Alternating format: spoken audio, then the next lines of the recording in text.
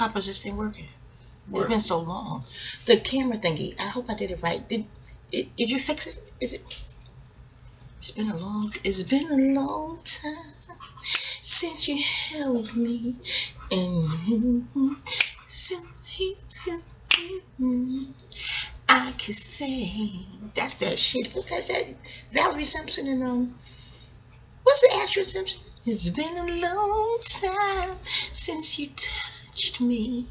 Oh, that's that shit, Daddy. Is it still good? Oh, that's the shit. Yeah, that song just came out of nowhere. Oh no, it's moving, Papa. Never mind. Don't get up. It's hi y'all.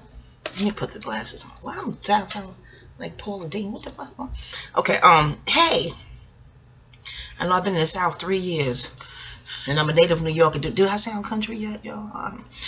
Assimilation is a mother. It's 10:27 a.m. the 28th of December 2018. Oh, happy birthday, Denzel. Happy birthday, Fabian. I know you like they gonna hear this video. Well, you never know. As an astrologer, astro mama here, you know I had to send some astro smoke to some chick bothering C on the phone. What? You don't abuse your astro powers like that. That old, oh gosh, Chanel number funk, Chanel number foul, Chanel number ugh. Any of that. I digress.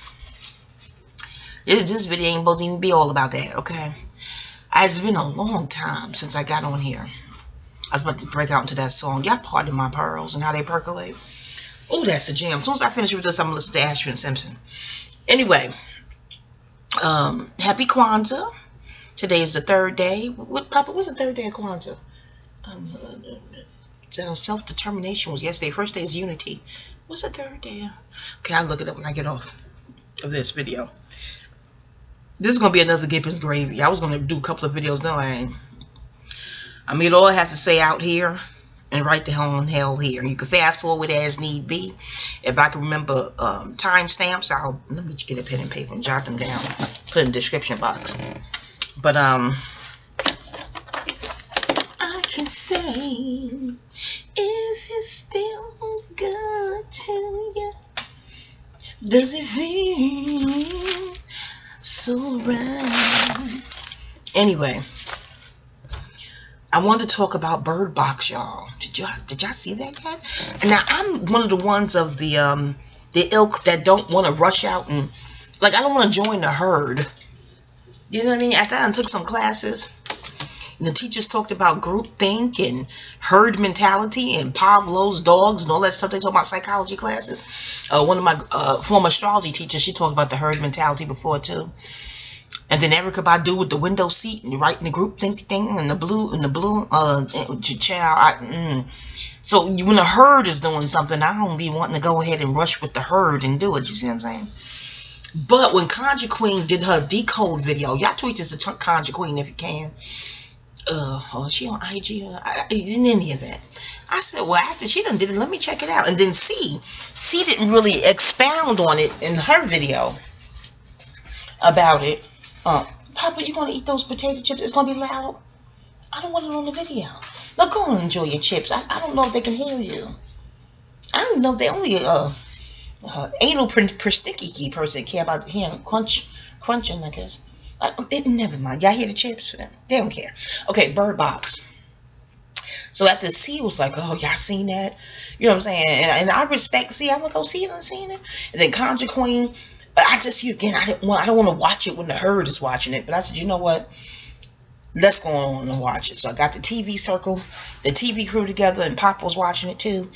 And, because you just, like years ago in the 80s when KRS-One told us about how they like sex and violence, that's not his opinion. You can look and see what the kind of movies and shit they greenlight. They love sex, violence, destruction. I took a movie class in college, and that professor was an Aries, a male, Caucasian. And when he said, I don't understand just explosions, just for explosion's sake. And I was surprised that coming from an Aries, because I looked at him and said, you do know your sign rules explosion and war, and you get it. Yeah. He was like, no, but you must tell me more. Anyway, cool professor. He passed, and he was all good. You know what I'm saying? But Yeah, so you're like, oh, another movie with violence. Oh, gosh. It's like you got to go back into the day, back in the old school. You know, Aaron loves Angela. Just Mahogany. I'll watch the same things over and over again just to see a love story, for Pete's sake. You know what I'm saying? And Birdcage, not Birdcage, ain't that a movie too in the picture? No, Bird Box. And that's nothing. The bird is supposed to be free. Why the fuck is it in a box? What? You know, Dr. Maya Angelou, blessings be upon her soul, her book, I Know Why the Cage Bird Sings. Dr. Maya Angelou, I was like, what she mean by that title? Was it organic for the singing bird to sing, wherever it may be? But once you read the book and you grow up and live life, because I was a young lady when I first read that book. But you grow up and you observe and you have the experience. And you're like, oh, I see what Dr. Maya Angelou meant. But in any event, but I'm like, well, what was it? Because birds and herein, see, they studied our shit from Kemet, which is now called Egypt. They got to rename shit all the time. You know what I'm saying? Y'all pardon my pearls, okay? This is allegedly my opinion and all that other shit. But even in Bird Box, they sort of denounce what's called conspiracy theory, a term that has a patent on it, okay? From what, do your own Google research shit, okay? If you want to, if need be. Look, you have your studies, I have mine. To each his own studies, his own schools of thought, okay? But what I fitting say? Y'all got a part of me, and I had my good power smoothie. Short-term memory, long-term memory on fleek, fourth house action like a motherfucker, okay? So, but in any event, yeah, so they even denounce conspiracy theorists. Not the term, but in the movie, I'm like, they thought to put that shit in the movie? In a movie like this? Because I guess that's to deter the decoders. It's study shaming, y'all. That's the term conspiracy theory translation means shame those who study. That's what the fuck that mean. Per the study ciphers I sat in, okay? But they say don't slut shame. But then they get to study shame? What the fuck? Ugh. In any event. Papa, what was I going to say? Anyway, Papa gave me his feedback. He been looking at reviews on shit too. Okay, oh yeah, why I even watched it? Because I tell you how I don't want to follow the herd. I don't want to watch that shit. But I watched it because Conjure Queen, yes, it's going to be redundant. Oh, fuck, fast forward, get the fuck off. Not my Melanette. I almost forgot your names. I've been off this daggone thing. My subbies, for so long. That was for the D-tricks and hate-tricks, detractors and haters, you know what I'm saying? Why do people click on videos they know they ain't going to like? What the fuck is that?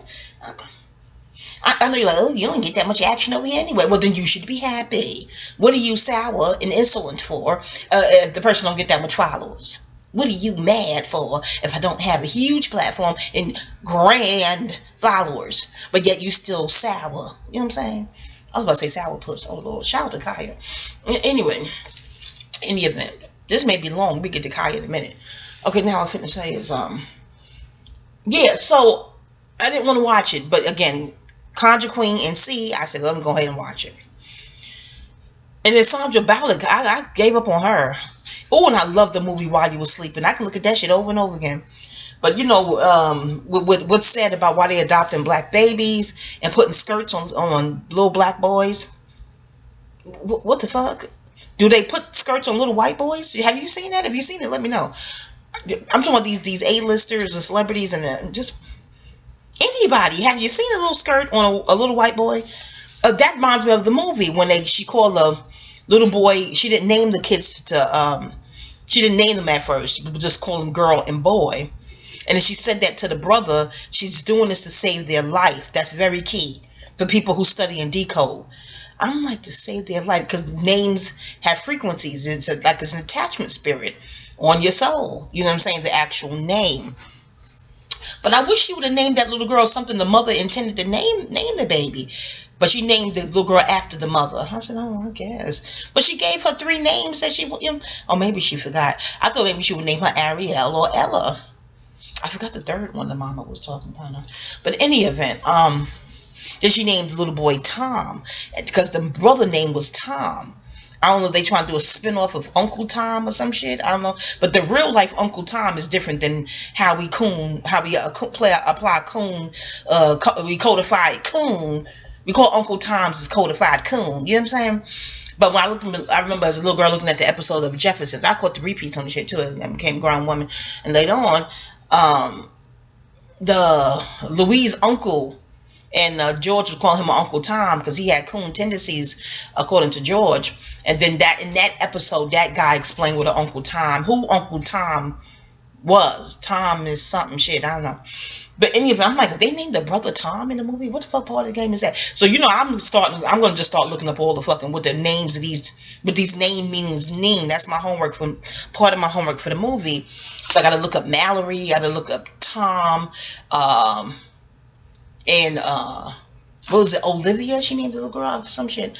But when that guy who played in Burn After Reading, that motherfucker actor's the shit. Because he funny when he being dead ass serious at times. When he asked that chubby chick for opening up the fucking door because that asshole Gary was playing possum, he told that bitch, he said, "Are you a fucking simpleton?" That shit was funny as motherfucking our TV viewing circle, okay?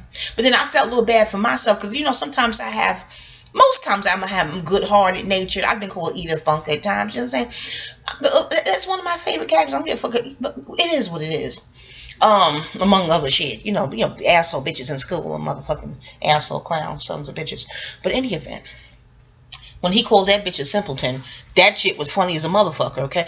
There may be some spoilers. I'm trying to refrain. But by now, I'm assuming y'all done seen this shit, if you know what I'm saying? But in any event, but yeah, Burn After Reading, he was the shit when he said, when they was firing him. Y'all seen that movie? Oh, God. I like movies that's focused on shit that's not too much in the popularity department. Because they said, well, they deliberately wanted all, if not all, but most, to be over 30 in that Burn After Reading movie. I'm like, okay, I'm going to go check it out. It was that shit that made me want to check it out. Because you don't see no melanated people. I'm like, I don't see that shit. And then they have the token melanations. Okay, let me get to the point. Well, that's hard for me. This is Gibbons gravy, okay? Look up what the Gibbons moon do. Disseminating moon. Look the shit up right now. Anyway, if you want to, I don't give a fuck. But listen to me. But or not, I don't give a fuck. These are my preface lead-in shits. Listen to me. You know how you bridge in the song, then bridge to the next meeting, like yes, yes, y'all. To the whatever. Okay. So yeah, and Burn After Reading, he said, "Whose ass did I forget to kiss?" That shit was funny as a motherfucker. You know, because like Aunt Viv. And I don't like how people be fucking with her. She has a right to her damn story. She's speaking about her experiences. But this is new school shit. The new schoolers, if you ain't stimulating their ego and entertaining them how they want to be fucking entertained, you're a hater. You're bitter. And if she is, it's for a fucking reason. It's a good-ass reason. She's talking about her experience. Aunt Viv. You got to tweet this to Aunt Viv. Janet Hebert. Okay. Mama, I get it. Okay. And I'm not being disrespectful. I'm up in age, too. Okay. I totally get it. Fuck that. If I lived something and want to talk about my experience, I can't fuck you. Kiss my cat's ass. Fuck it. Okay. Now, anyway. Like the Uber driver told those girls, he said, eat my ass. Do you ever look at the Uber and Lyft bug out videos on here? When I tell you that, some of them should be funny.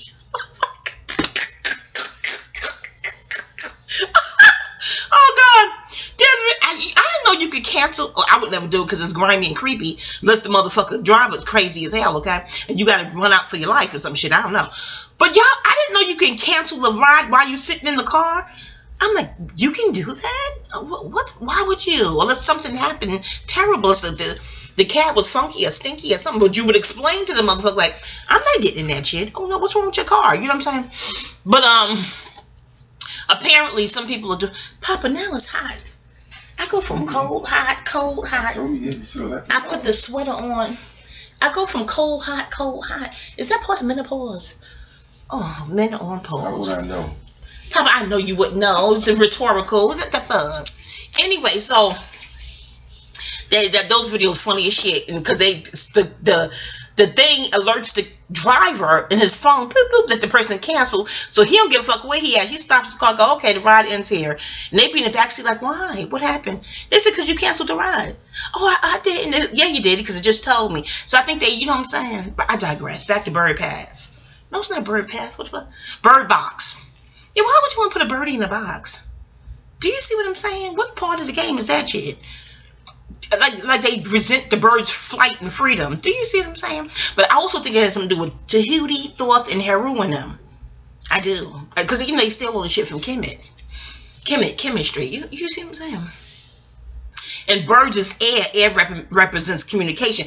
Also, when the birds was bugging out, when the chubby brown guy from Get Out, I forgot his name. I forgot his name in the movie and his name. You know what I'm saying? When he saved them, I said, what the fuck part of the game? Now, y'all pardon my epiphanies. Pardon my epiphanies. Remember the movie Coming to America, right? Okay, you got to be my age and older, probably. If not, fine as shit. The movie is the shit. It's a classic, okay? And the movie Trading Places, classics for your ass. I was in junior high school when Trading Places came out. Eddie Murphy, the shit, okay? How they do niggas, okay? And I say niggas and Naga and Niger River, the king shit, okay?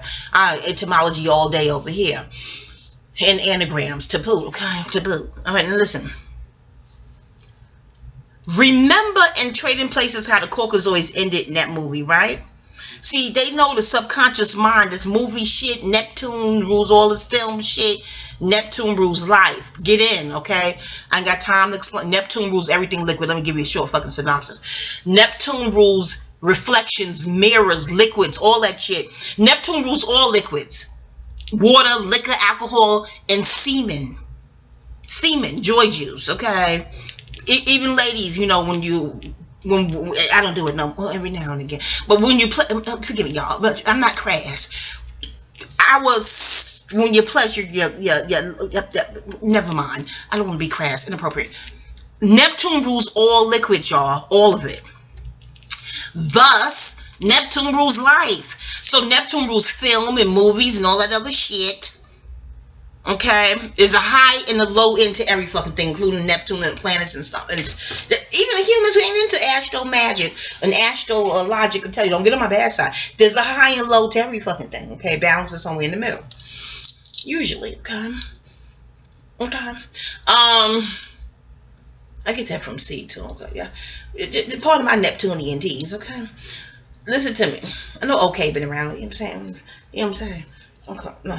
Okay. It's maybe too early in the morning. At 10:52. I'm not a morning person. I know you're like, girls near noon. Whatever the fuck. That's a cool movie title, Near Noon. Giving stuff away. A book title. Papa, I don't get that much traffic over here. You think I do? Still giving stuff away. If I see a motherfucking movie named Near Noon, that's it. It's on. I got proof this daggone video time dated. That's all I'm saying. I'm not giving Near Noon away. They be biting. I'll hex y'all motherfuckers. Don't bite my shit. Why you think they'll come out with a movie going? I'll be mad as a motherfucker. Can you take this video into court? The judge will go, well, did you write the script? Did you write the script? I mean, that at the point they stole the title, these thieving motherfuckers. Now, I think I can take my video into court. No? I digress, y'all. Papa, please, Papa, when I download, you got to get into my natal chart, Papa. I have a surplus of melanin, I have a wound, and my natal chart is on fleek with that shit. So the downloads come in. Did you not study the Gibbons moon? And the, just Google Gibbons moon, disseminating moon. Yo, I know all about pumpkins and stuff like that. Pumpkin? What that got to do with the moon? Papa, what are you talking about? Papa, just study Gibbons gravy. The Gibbons gravy is my shit. Study the Gibbons moon. And when I download, I'm very creative, the downloads come to me like that. Like a motherfucker. So I don't even know the shit gonna come out. I tell you, I'll be in court with this video. I bet not see no movie out there with that shit. I'd be pissed like a look at here, you thieving sons of sick bitches. No, never mind, y'all. Back to Bird Cage. Bird Box. Is there a movie called Bird Cage? Why do it keep coming out? Bird Box. Alright, so it's supposed to be simulating what the end of the time would look like. With the end, I'm gonna tell you what Papa told me when he saw a review.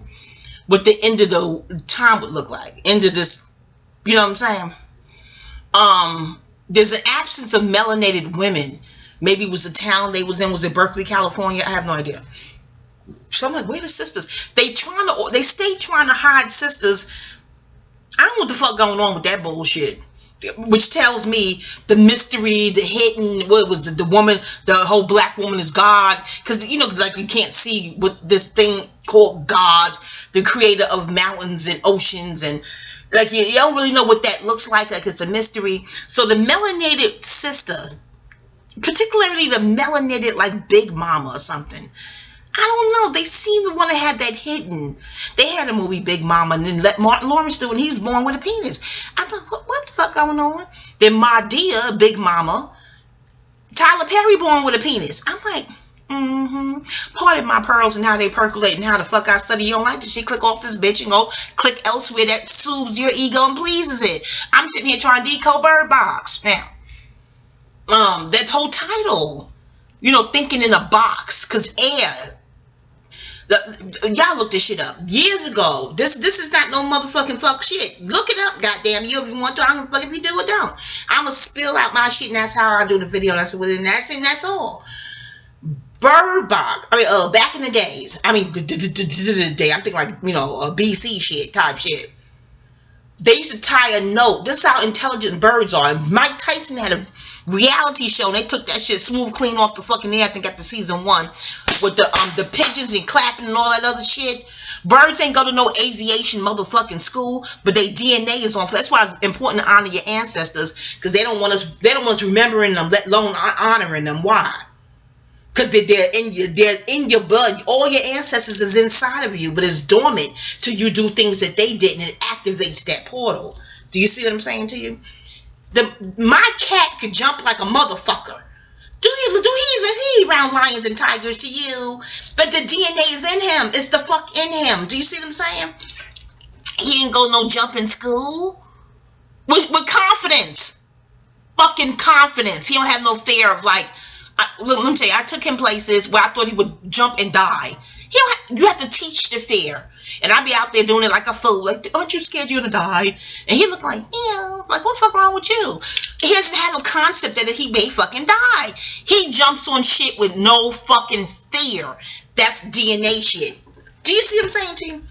The birds know how to fly because of DNA in their motherfucking blood. They didn't go to aviation school. They didn't go to public school. They didn't eat school lunch. Nor did they get immunization shots if they wasn't around no Caucasoid scientists pumping them up with some bullshit. You see what I'm saying? So let me tell you back to that other scene when they was in the store, the grocery store, and Sandra Mallory is her name. Sandra Bullock's got. Oh, did I tell you why I stopped fucking with Sandra Bullock? Dressing that little boy like that in what's called real life. I'm like, oh no, I ain't fucking with her. I can't even look at it while you were watching. I mean, while you were sleeping no more. Pause, heal. Okay, I can't. And I love that movie with every fiber of my being. I could be depressed and look at that shit to feel better. While you were sleeping is my shit. I just love fucking chick flicks and movies about love. I do. Charge it to my Venus and Howell station in my chart, okay? Now, anywho, I feel the same. So the birds was wilding out in the supermarket because the chubby brown guy. Oh, back to the other fucking point. I done told you about Gibbons gravy. Get in. If you can't keep up, out the fuck. I don't know. The click off. I don't shit. This here video and this here channel is for my outlet and my outlet the fuck only. I'm not here to please hatrix and detrix. Okay. What fool would try to please a hater and a detractor? You ain't no pleasing them. So why the hell try? Shit. You know? Then kiss my cat's ass. Or not, they're getting too close to my kitty. Okay? Oh, pause. You know what I'm saying? Now, back to the chubby brown guy and my theory and how my pearls percolated there. My mind immediately went back to Eddie Murphy and Coming to America. Because his subconscious mind and all that, which is Neptunian shit. Okay, each incarnation, you get a new husk, a new body, and a new consciousness, but your subconscious mind follows you throughout all your incarnations. Yeah, it do. It remembers symbols. You know what I'm saying? Symbology and you see imagery, movies and symbols. You know what I'm saying? Motion picture, moving pictures. That's what the fuck a movie is. All right, let me tell you. In Trading Places, the Caucasoids lose at the end on Wall Street in Philly. You see what I'm saying? They don't like that. They don't fucking like that. They want to fix that ending. That's why I don't like rebooted sitcoms and all that other shit. Martin, don't do it. Tweet this to Martin Lawrence. Because what they don't like the way your first Martin ended. So another one, they're going to make it end how they want it to end. The season, you see what I'm saying? Even with Roseanne, I'm like, why they got to reboot that? Because they want the ending to be, they want to control your ending. Do you see what I'm saying? In programming us, they hope to control your beginning too. Hence the immunization shots, the public school, and all that other shit. But your better beginning, put it that motherfucking way, is when two people fall in love and get in bed and make love. This is per the classes I sat for. You have your school, I have mine. Different schools of thought. Okay. Per the classes I sat for and study ciphers I built in, okay, when you have a heterosexual baby, in their mind, this is scientists now. This is all allegedly, okay? I'm not in their think tanks. The fuck, I don't know. But from the ciphers I sat in, I'm from New York. A cipher could form on the corner out of nowhere, okay? From the ciphers I built in, a straight heterosexual is a mark that your parents were in their right mind when they made love and fucked. It made you. That's what that denotes to them. And that bothers them because they work very hard to keep you oppressed, suppressed, and fucked up. So you should have lusty, nasty sex or sex where, you know, something should be. Here's the reference fucking point. Okay, here's the reference point. There's a book called Sacred Self by Aziziel Bay. I don't know if you can find it on Amazon. Find him. Just put in book Sacred Self. Maybe it'll come up. By Aziziel Bay. And in that book he wrote, mind your mind while you're making love. Watch your thoughts while you're conceiving so that you don't miscreate. Don't that word sound like miscreant? So you don't miscreate. So I said, oh shit. That matched shit I've heard in different ciphers, that when you are heterosexual, that denotes to them that your parents were in their right frame of mind while making love. No diss to anybody, parents and shit. It's either that or they were extremely judgmental because you tend to give birth to what you're thinking about. That's in a figurative and literal sense. Like, I want to go bake a cake. But I need some pecans because I want to make a rum cake. Okay, so these are thoughts. I have to go to the store and you have to manifest the ingredients, and you go back home and you bake your rum cake. So you tend to give birth to what you're thinking about. So you're always critical and criticizing something. You may literally give birth to that thing that you were thinking about, although you were thinking about it in an adverse sense. This is all psychology. This is the psychology classes. Are you mad at the Caucasoid professors that taught this too? So they don't get mad at me, okay? I keep what resonates as truth and discard all the rest. But I don't even really discard all the rest right away, because you got to examine shit that don't resonate as truth either. And I'll tell you why. Terrence Howard taught me that. He surely the fuck did. Or whoever wrote that script for Brave. The movie Jodie Foster was in, Brave. Remember that shit? I wasn't going to watch it because Ridge. Hi, Ridge. Shout out to Ridge. And my homie. He was like, why do Caucasians need to be brave? Who's bothering them? He definitely been. We used to build like that. It's this isolated cases. But he was like, they're not being bothered for the color of their skin. So what the hell is there to be brave about? What is this? He wouldn't even go see the shit. And I was like, well, I guess I won't see it. So I never seen it at first. But later on, I checked it out without Reg. And I told him all I could remember. And it's in the whole entire fucking movie. I bullshit you not. All I can remember in that whole entire movie, that because something stick and stain and retain, is when Terrence Howard's character looked into the fucking camera. It was like a close-up shot too. He said, oh, no. We don't throw, this is paraphrase, okay? He said, we don't throw away lies. No, we examine lies. No. Even if you know there's a lie, you don't just throw it out. You have to study that lie. I thought the next thing he was about to say was, because there's a thin line between the truth and a lie. You know, opposite sides of the same fucking coin, if you will. But no, he didn't say that. After he said we examine lies, he looked into the camera with them green eyes and said, with deadly calm, which kind of scared and turned me on all at the same motherfucking time, okay? The same damn time. Anyway, he looked into the camera and said, because people tell them for a reason. God damn, that changed the whole way I started studying. I was like, damn, because you just dismiss a lie. But you're like, no, why the fuck are they even telling that lie? And then I was in a form of a law enforcement where I had to go to the academy and recertify. Okay, they sent you there and shit. You have to use your damn job. And one of the instructors there at the academy, most of them were retired cops and retired something. Or they still, what the fuck, inactive or some shit. So, okay. And they taught, one of them taught that study lies as well. Please study lies. The truth is in that motherfucker. I was like, oh shit. So I just, you know what I'm saying? Now what this got to do with Bird Box? What? How the fuck? I went to Eddie Murphy movie trailer. Papa, what was that? How did I get over to the movie with Terrence Howard, Brave? What? He flew. Papa, don't clown my sense and sensibilities. Come on, because you know this is nothing but Gibbons gravy. I was born on the Gibbons moon, y'all. What? This ain't nothing but, Papa, what kind of moon you was born under? I don't know if I was born on the moon. Papa, we all born under some kind of moon. I gotta look it up. Up there in the sky. No, there's waxing, waning, Gibbons, disseminate. There's different type of crescents and different kind of moons. I'm gonna look yours up. Okay.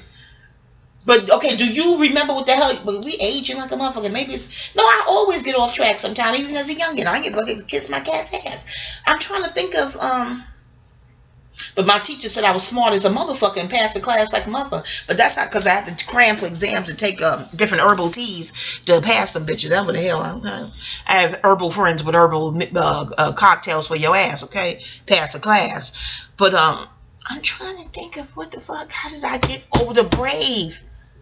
Fuck. All right, back to Birdcage. Who gives a fuck about Brave? No, but is it Terrence Howard? Terrence Howard was in another movie. Isn't it something how you just remember certain parts of a movie and then nothing the fuck else? Where he touched Halle Berry's hair. I was like, that was sexy. I'm not even into the pretty boy looking with the green eyes and all that bullshit. And my father got them, okay? And none of his offspring got his eyes. I got the shape of them, but I don't got the color. As far as you know. No, his woman, my father dated a woman that looked like Patrice Rushen, with the long braids hugged past her ass, with beads back in the 80s. She did. She told me none of y'all have his eyes. I got the shape of them. Okay. You know what I'm saying? Right. I hear you. Well, that's what she told me. I was in junior high school. Yeah, she was fly as hell with the nails and he always liked an exotic woman. My mama was pretty and exotic like that too. Then she moved to Queens and mommy just started dressing regular. When we was in Harlem, that whole afro and big earrings, mommy was fine as hell. I ain't saying because my mother, I'm saying the hell is true, okay? But I don't know, we got to Queens and she just became conservative and Christian and churchy, you know. I don't know, Harlem must have just had that flavor in the 70s, you know what I'm saying? Anyway, but back to Bird Box. Oh, Trading Places. Back to the chubby brown guy from Get Out. How they wanted. Okay, so he saved the day. The chubby brown guy saved the day in Get Out, and got to still live. That may bother some entities behind the scenes, per the studies and ciphers I said. This is all alleged. I sat for. Okay, they was like, no. Write something where he saves the day, but he has to sacrifice himself to save the day or some shit. This is all theories. Okay, calm the fuck down, please. Please calm down. Oh, back to the supermarket when before he saved the day, when the fucking 3 birds was bugging the fuck out. And why 3 birds? What in the fuck? But they was bugging the fuck out. And Mallory said, no, look at them, because the nature. This is why I was told they attack nature, because nature reveals truth. I be studying and staring at my cat like a motherfucker, okay? Especially before he got shots, because you know they natural, they pure. Nature revealed, and the animals ain't been in no public school to get fucked up and inoculated and all kinds of shit. So they got their DNA on fleek, percolating like a motherfucker, okay? But I cuss. You don't like it? I don't kiss my cat's ass. Cut off the goddamn cussing ass video, shit. Goddamn surly ass hypocrite. Oh, I don't like cursing. Click on this bitch. Read the description box. Cussing like a motherfucker, okay? Okay, cuss fortified out this bitch in his mother. Now, I hope my mama don't hear this. My mama don't knock out. Oh, heavens, Papa. My baby told me my sister-in-law I got a goddamn on YouTube channel. I said, how did she know that? He was like, she knows. She told me. You think they want? You think? Hopefully my videos are too long for them to have patience to sit and listen to this shit. I don't want my family on my YouTube page because I want to feel free. Of course, I'm free with family, but you know, there's the family compartment. There's the friendship compartment, and then there's how this is your outlet to the strangers who do YouTube. Papa, I don't want my family on. If you are family, please go off my channel. Please get off my channel. I wouldn't come to your YouTube channel. Fair enough? Fair? Okay, fair. All right. You know, because you want to be free. You feel a certain sense of freedom having an outlet that your friends and family don't know about. There's freedom there, Papa. Well, my homie Tanya know, but you know she already know about my eccentric air. She don't give a shit. Hey T girl. Anyway, I don't even know she listen. You know what Tanya said? She stopped listening to the videos because they long as hell. I said, girl, I told you how to do them. You do them in the kitchen when you're cooking, or when you're taking the bubble bath, or when you're taking long drives. She was like, they still long. I was like, oh well, I guess that'd be the fuck that him. But I have to get my outlet. I have to get it on. Okay, now. The birds, nature gives you clues. I went to Costa Rica in the jungle with the monkeys up top. Okay, nature gives you clues. They were trying to develop that. Are they still trying to develop? That's a whole nother topic. I was pussified going through the jungle to get to the beach, though. Big fat pussy. I'm telling you. Literally and figuratively. Okay, the little kids had to guide me. The native Costa Rican children. They was like, Miss, you scared?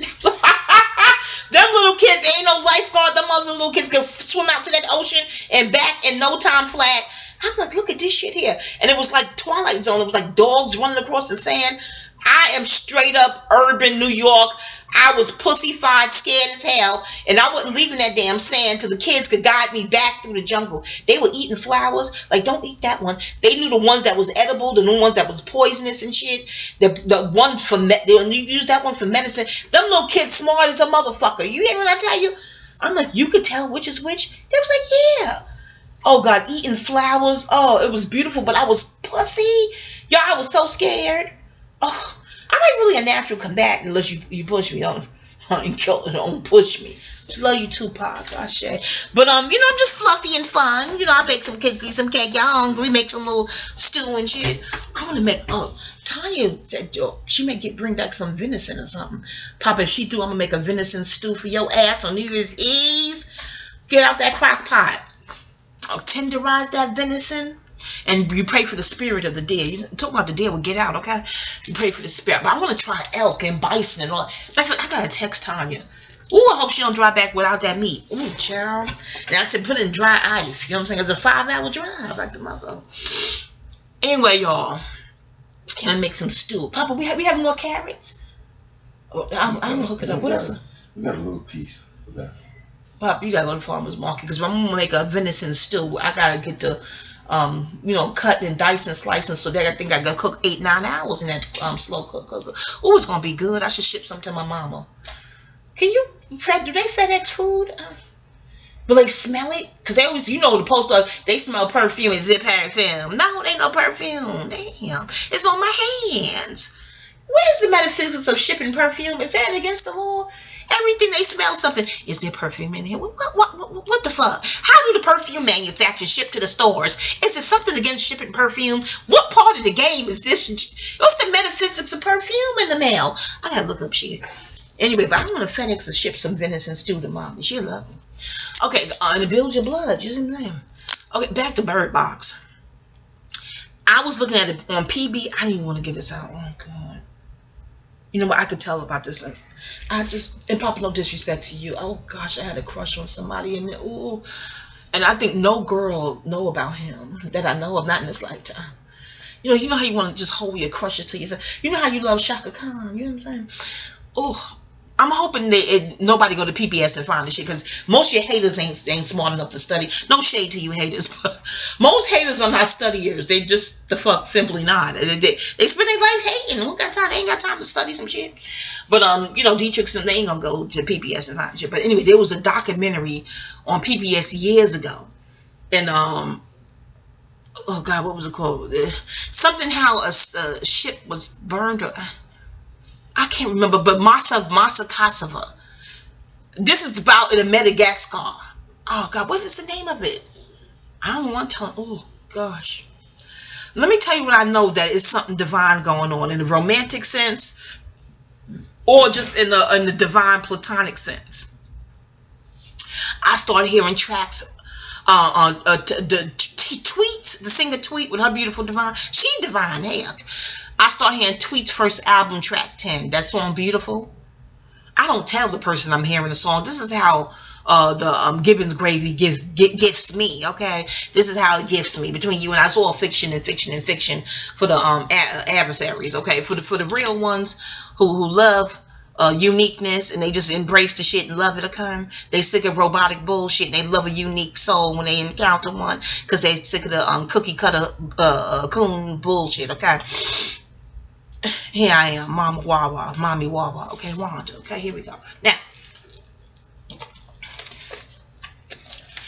I'm getting thirsty. Papa, I should bring water when I do this. I usually have some water over here. Papa. Okay, this is wrong. Y'all, hold on, let me get water. One more smoothie. Hold on, y'all go get a snack too. Hold on. Oh, Daddy. Oh, shut out. Oh. You better go back the way you came. Wrong way. If you stay, prepare to have your shit rearranged the way I say. You better get on the way from here. Pop, I took the last of this one. Fine, good. I set it up for you. No, but I thought maybe because you don't put nutrients in yours. You just put the fruit in the ice. I put what I like.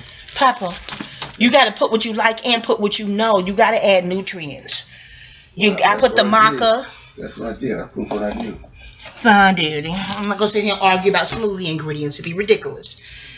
Okay, now back to bird. Okay, Masakava. There's a documentary. I saw this back when we were still in New York too. I don't want to remember the name of it for my doggone self to see it again. But they was kidnapping human beings. I don't even say slaves. They were kidnapping human beings from Madagascar, and at the bottom of what's called Africa, really Alkebalon. And somehow the pale male colonialist was tricking them or something. That no, we're going this way or some shit. How it went. And he wrote a letter and put a message in the bottle and all this other shit. Oh, gosh. And the melanated sister gave the bottle to the pale male Caucasoid colonialist. I'm like, why did she do that? What the fuck? I didn't even think about that part no more. But the Masakasiva, he was like, I don't believe you. I don't believe you. The birds are going that way. And somehow the Caucasoid was able to give him, he was pleading because I think there was a change of guards. Like when the, what's the song? Don't Mess with Bill. The same people who sing Don't Mess with Bill sings it. Oh, don't mess with Bill. That's the shit. Who sings? Is that Marvelettes? No. Oh, God. They sing a song about when the hunted becomes the hunter. Oh, it's the jam too. Old school back in my mama them day. What is it? These women, because you know those women could sing back then. They all could sing back. That was a requirement. You want to sing? Can you sing? You have talent? Now, what the fuck going on? I don't know, child cheese. And Jacquees, his ass. Was y'all on Kaya's live the other night when somebody wrote about the R? I never even heard about him to this shit. I'm thinking they started to say something scandalous to make those who don't plug into their music look them up. And I refuse to look up a motherfucking song of his. No shade to him. But I'm thinking that's the ritual. That's the game. Like, okay, I have my fans, but I want fans in other fucking age groups and demographics. So let me say some shocking shit to pull other eyes and ears that wouldn't even ordinarily know I exist. Because I'm like, well, who is he? Who's the baby? I'm like, what? I don't know. I didn't know him nor his music. Still don't know the music until the scandal. The king of R&B. Well, is he even of age? Why not say the prince of R&B? Is he of age to be a king? And here's the thing Papa said. The Four Tops, okay, the Temptations, Sam Cooke, Bobby, singers, honey. Got there on Tyrone Davis, Otis Redding, with his thick neck and his thick hands, ladies. I don't need no disrespect. Ooh. Let me I'm not being disrespectful. Every time you look at Otis Redding's nose and his neck and his hands, Oh, sweet. His, you know, his wife, I think he, you know, we ain't gonna make this the oldest, right? When I was in Macon, I was all over the statue, like, hi, Otis. Hi, Otis. Cutting the plum fool, carrying on, child, carrying on. And how they gonna get rid of the Otis Redding Museum? That was a draw to Macon. What part did they get? See, they did obliterating legacies. That's the rumored goal. To obliterate all our luminaries, the legacies, so the little babies years from now don't know who the fuck and what the fuck. You see what I'm saying? But that was I digress. But that, who gives a fuck? Not really. Anyway, that's the thing. That's the thing, I think. Let me say something shocking to get everybody's attention who wouldn't ordinarily give me attention. What else could it be? I'm like, well, who is the baby? But, oh, back to Papa's thing. The elders who could sing don't even say that. That's something for your fans to say of you. Do your ego not have the patience to wait for the fans to say it? Can you DM a fan and go, I'm going to need you to say this and make it spread? I'm sure a diehard fan to do it. It's more powerful if someone, part of my psychology classes, I know you can't tell in my conversation, but I got 95 credits in legal studies, okay? And then all kinds of other daggone classes I had to take with the job I had. Okay, hold on. Psychology was my favorite. Papa, I should have added more ice and re-crushed this. I mean, hold on. It's tolerable, but room temperature smoothie ain't nothing cute, though. It's good. I like that I sweeten it with the prunes and the dates. Honey is good, but sometimes you want to sweeten it with something else. You know, change it up. I digress. Anyway, I'm back. What was I talking about? I know a smoothie that make me forget. But Papa, what was I just talking about? The baby, whoever he was. Oh, he the king of R&B. Yeah. Legends don't talk like that, sweetie. I tweet this to doggone Jacquees and tell. Did you see Kaya's live? Somebody called him a whole daughter. No shade to you, Jacquees. Don't tweet it to him. Never. Don't tweet it to the baby. Somebody write, well, he's a whole daughter. I thought I would be fit. Is that the new shit to say whole before some shit? No, not H. WHOLE. Is that the new shit? He's a whole this and a whole that. You know, I don't hate my ex-husband, but when I would call him we were in our 20s, y'all, don't judge. I would go, Mickey, you're an a-hole. You know, well, you're arguing. Never mind. Y'all read the memoir. I ain't giving y'all all my 20s arguments with my ex-husband and baby daddy. Hey, Mickey. Anyway, Mickey, we were young, you know. But Mickey, because he got comedic tease too, you know what I'm saying? We both had the comedic thing people told us. And had one real serious son. Our baby, he's a comedian. He's funny as hell. But people like, how y'all so funny and this one's serious as hell? I was like, I had a DNA flow. But anyway, let me get to my smoothie. Okay. No, but babe, Jacquees from the psychology classes I took is powerful if you let the fans say it. And if they ain't saying it fast enough for your ego speed, DM one of them. They be so psyched and stoked you DM them. Let them do that campaigning for you. What is going on? I'm so and so. I'm this. I'm that. When they all just shout out to KRS-One. Now get this, KRS-One.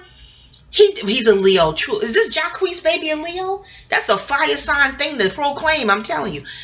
We let KRS-One do it, but we did it for him too. The fans did it too. He didn't say I'm the king. He says I am hip hop, but he is. What else KRS-One said? Oh yeah, I'm number one. Wait, I'm still number one. Well, that is a Leo that truly blasted, roared. I'm being here jamming later on 2 Shakes of Lamb because I got to play Ashford and Simpson. Okay. Yeah, but no. But that's hip hop though. That's pugilist. That's hip hop and boxers. That I'm the greatest. Yeah. I guess it is allowed. But see, Muhammad Ali, KRS-One, they got there first. See, I don't know the baby's catalog and how long he been out. Maybe he did get there, but I still think the fan should have said shit. I mean, Avant, Life Jennings, or singers, baby. They not even saying that. Oh my heavens, Horace Brown, my baby from D-Train. Oh my heavens, LTD, Jeffrey Osborne. Oh, stop it. Slave. Oh, Heat Wave. Ohio Players. And D-Train, you hugged me. Y'all tweet this to him. The singer from D-Train. Is it Derek? Oh. That hugged healed maybe 10 years of pain I didn't realize I still had in the pain bodies. And you know, you study, he's an Aquarius, you probably do study kinesiology. You know, there was a jelly bean party. I think that is his name, Derek. Forgive me, my memory sometimes. Okay, now Jelly Bean had a party over there. Was it near 14th Street? A big space. I was about to leave. You don't even notice. You on stage. You know, you didn't even get to the stage yet. I had stolen my ex-husband's car to go to the party.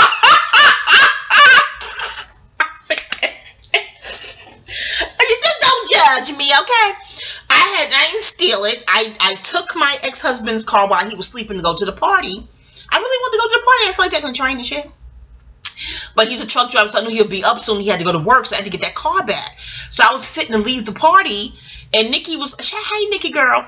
Nikki was like, don't go. I got a surprise for you. I was like, what? It ain't my birthday. She said, please stay, because she know I love D-Train. People know I love D-Train. I love that shit. Keep on. Ow. Ow. Ow. Keep on. If y'all feeling down, or you feel like you can't keep going, put on keep on, keeping on. Hey, keep on. That's that shit. Okay? And you're the reason that my love is alive. People don't know about that ballad from D-Train. You're the reason that my love's alive. Could you imagine somebody making your love feel alive? Oh man. So people know, not my homies, they know I love D-Train, okay? She was like, don't go. And you can see the urgency in her eyes. I'm like, my ex-husband got to go to work. She was like, what time? He leave. I'm like, not just leave, the time he wake up and shower, he make his breakfast. He'll know the car missing. She was like, no, you'll make it back. There ain't no traffic. Come on. I'm like, why does she want me to stay? What is going on? When I tell you D-Train took to that stage and I was crying and dancing, yo, there were dancers at that Jelly Bean shit. Let me tell you, there's a dancer. It's not, I don't know how to don't think hip-hop dancing, y'all. I don't even know what you call this dancing. Oh my God, and I'm from New York. How the fuck I don't know? It's the shit, is what it is. Don't think like the slam dancing, that's California. Don't think that. Is it house music dancing? Maybe. Don't think body and soul music. Think how you would dance to house music. Think that in the 80s and 90s. This motherfucker could dance his ass off.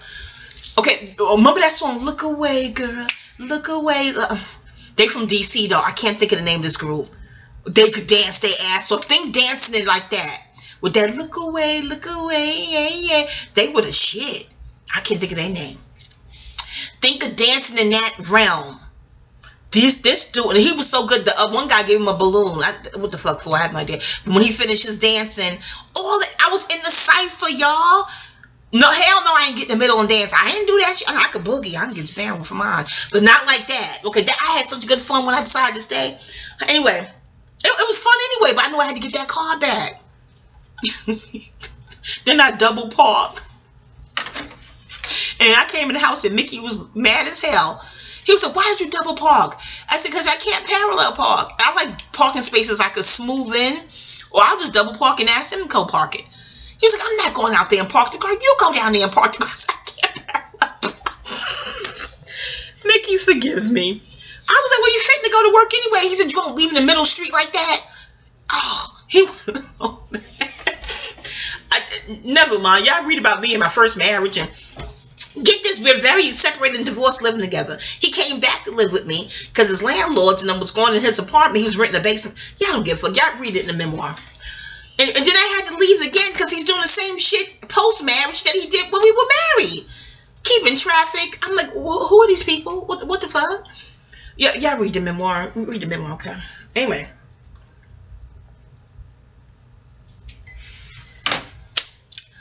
That'd be the third installment when he came back. Never mind. I digress. Oh yeah, so D-Train took to the stage.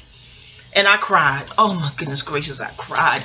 And I was just looking behind him. This is the jelly bean that was knew Madonna. Y'all my age know him from New York. You know, yeah. They be like, is that jelly? Yeah, that jelly bean. He's Scorpio. Had a good time. Anyway, so I ran up to D-Train and I asked him. I said, "When's your birthday?" He must be a New Yorker too, because D-Train is in New York. I'm thinking I gotta look. He has Wikipedia. Because I'm like, why he named the group D-Train? I think his name is Derek, though. But I'm thinking he's from New York. Because we have a D-Train now. The orange line. If it's still orange, I'm the fuck right now. Anyway, I said, when's your birthday? Because, you know, I'm an astro-mom and I'm into numerology and all that. And he told me, I said, Aquarius. So I remember what Method Man said in the show documentary. Don't linger. If you got to ask a celebrity or a luminary some questions, don't linger. You know, be polite, hi, greetings. Get your question in. Once you get the answer, go. Don't linger. I'm paraphrasing. Method Man didn't put it that way. But in the show, some guy walked up and asked Method Man a question. And then the guy said, oh, okay, thank you. You know, good looking out. And he walked off. The way Method Man looked at that dude, to me, made the dude a star. He looked at the guy with such wonder and amazement, like, wow, what was that? It made the dude a luminary. I can't explain how that happened. Like Method Man transferred the energy somehow. I'm still curious about that guy to this day. Whatever happened to him, I hope he's okay. It's just, wow. And then Meth looked into the camera and said, see, y'all, that's how you do it. You don't just come and approach us and be lingering and stuff. You know, get your answer and, you know, you bounce. You know, I'm paraphrasing. And that stuck with me. Because sometimes you're struck that you're lingering. And the luminary is like, what the fuck is, why is she still here? We don't want to do that. Not only that, when I was pursuing acting in, no, I wasn't an actress. I went to HB Studios. They had fine arts in college. So when I was pursuing becoming publicly known for my acting prowess and my comedic skills and shit, I was on auditions. I was doing auditions heavy in the 90s. And I remember a lady, after her audition, she wouldn't leave. Like, she wouldn't, like, leave the lobby or something.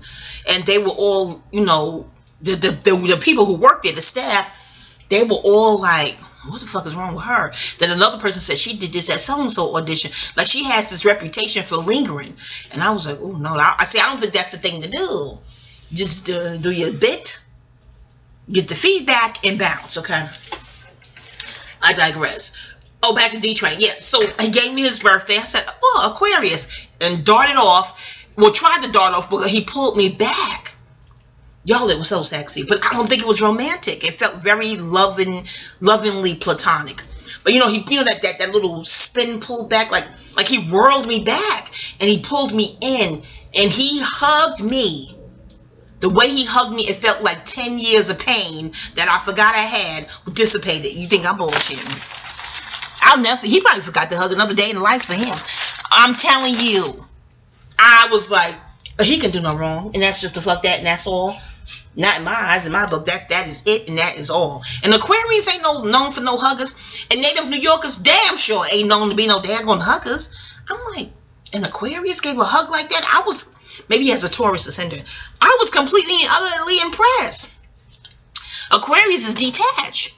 Cerebral, you know, mental thinkers.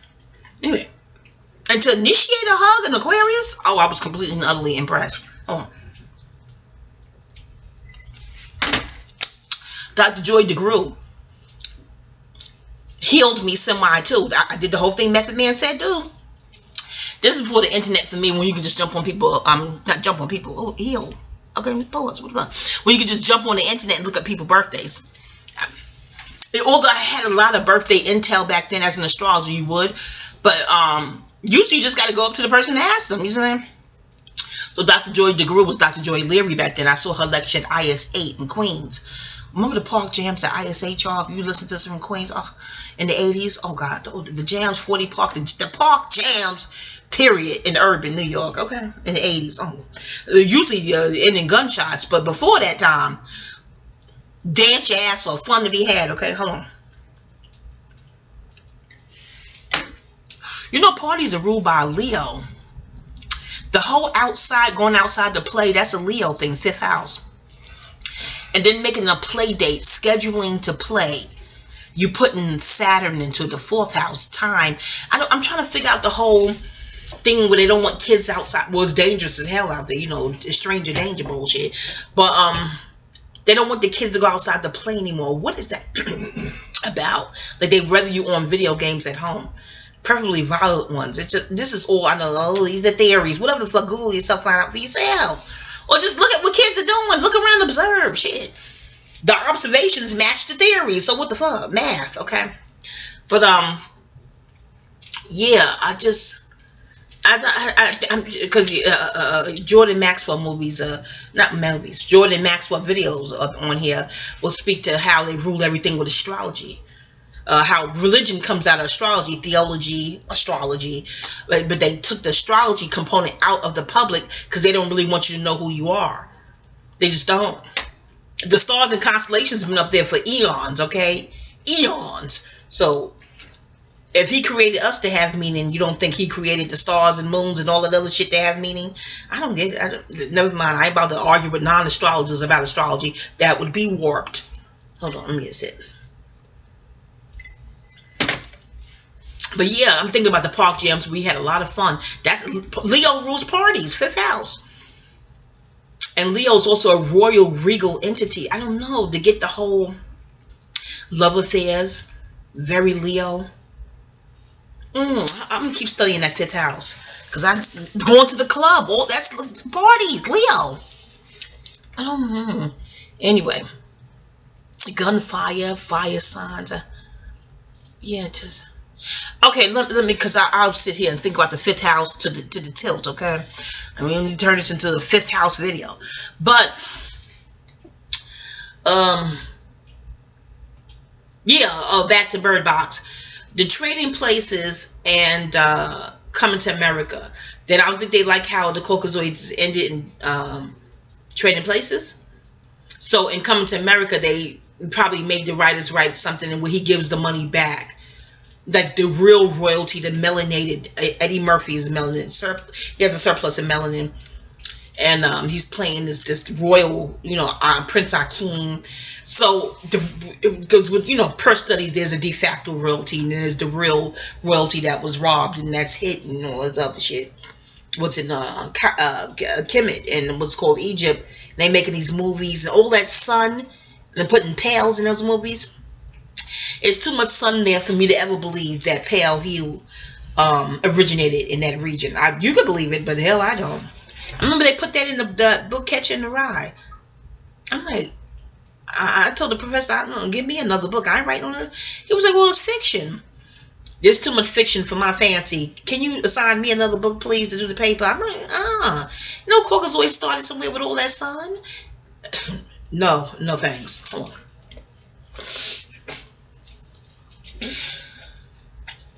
I stopped reading, and I love Shirley MacLaine, but I stopped reading her book Saging While Aging, because she put something in about Atlanteans who started off pale.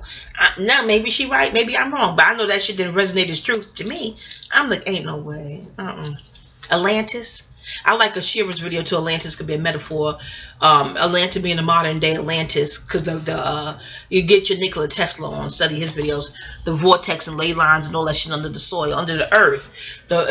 New York City told these vortex and power centers. But she said, listen to the Isley Brothers song Atlantis, how it could be a metaphor. And I said, so you know, I put that together. I said, so is Atlantis the vagina? Like if the earth is one huge body, Earth Mother, the whole entire earth is her body. Because she says it's conscious. Malkuth, look it up if you want. I ain't trying to convince this is an outlet. I'm pouring out, letting out. I'm pouring out. Okay, it's my outlet. No one's trying to convince you hatrix and detrixes. We're not. I have no desire. What is it a prize while I win something? But I win, like, you know, $1 million bucks. Any event. I'm just exercising my First Amendment right here, like you do, okay? Let's manage our hypocrisies a little more sanely. A little more sanely. Anywho. Yeah, so is Atlantis the vagina of the earth body? Is it her body? Like, what are her arms, her legs, her belly? You know. Hence the term, the belly of the beast. New York is called the belly of the bear. I know they said Brooklyn's below sea level. Anyway, that's another study for me to do at another date. Okay, I'm a perpetual studier. All right, back to Bird Box.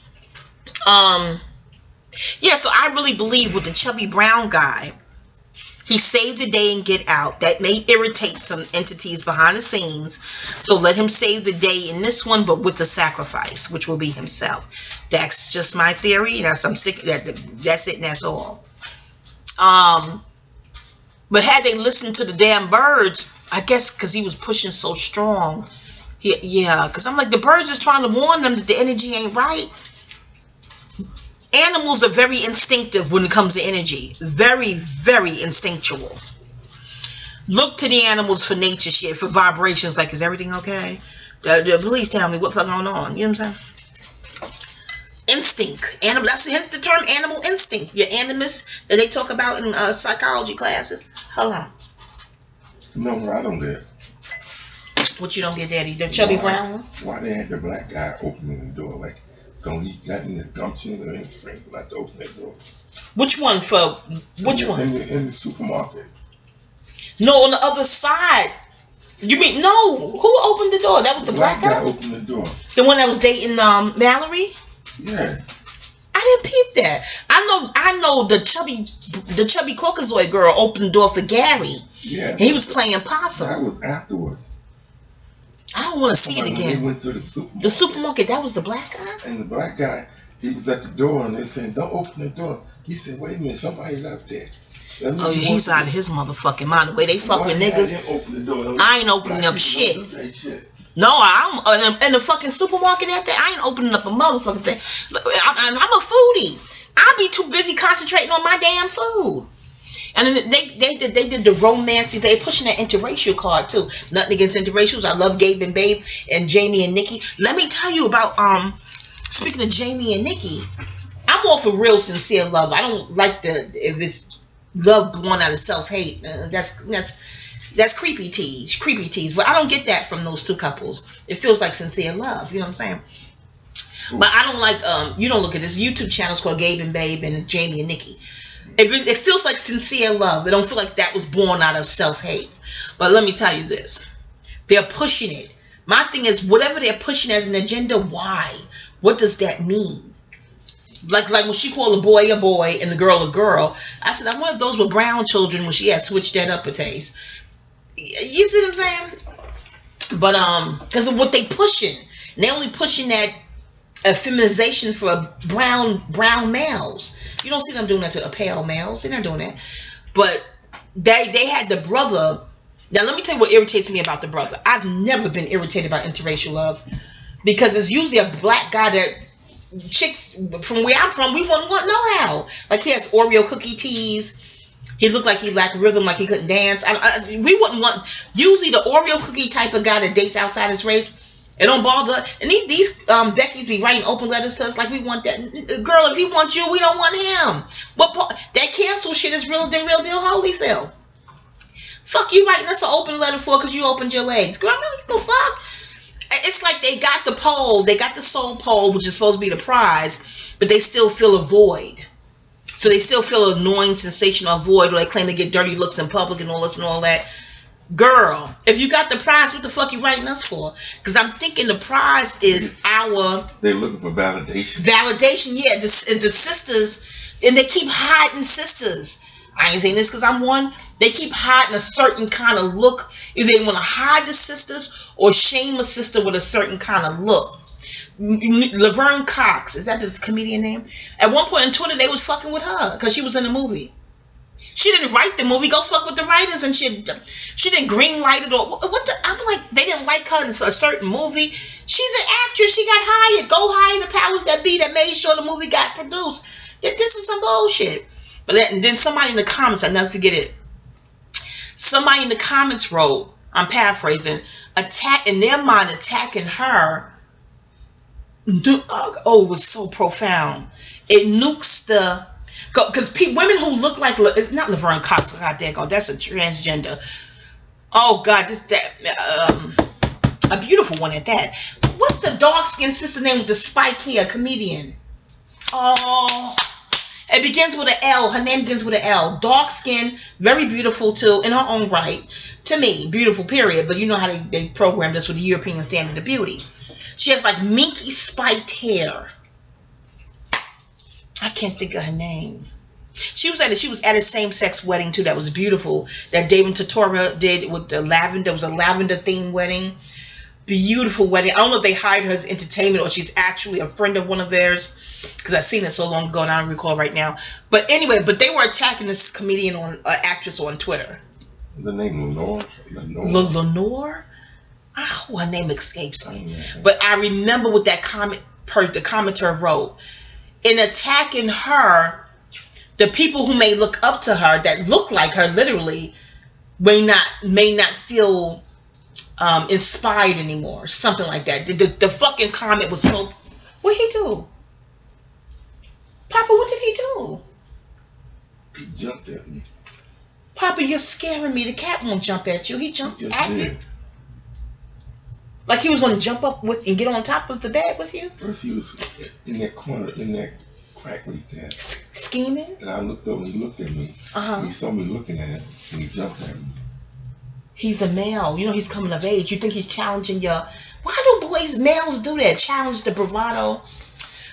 Is it I'm not a man. Is it an ego thing? Is he challenging, the machismo? You know how teenage boys want to buck up to their father? That could be it. Like, he's feeling himself. Leo, your ass would be in eBay. You be on eBay or goddamn on the pet rescue. You better chill, nigga. Fuck wrong with you.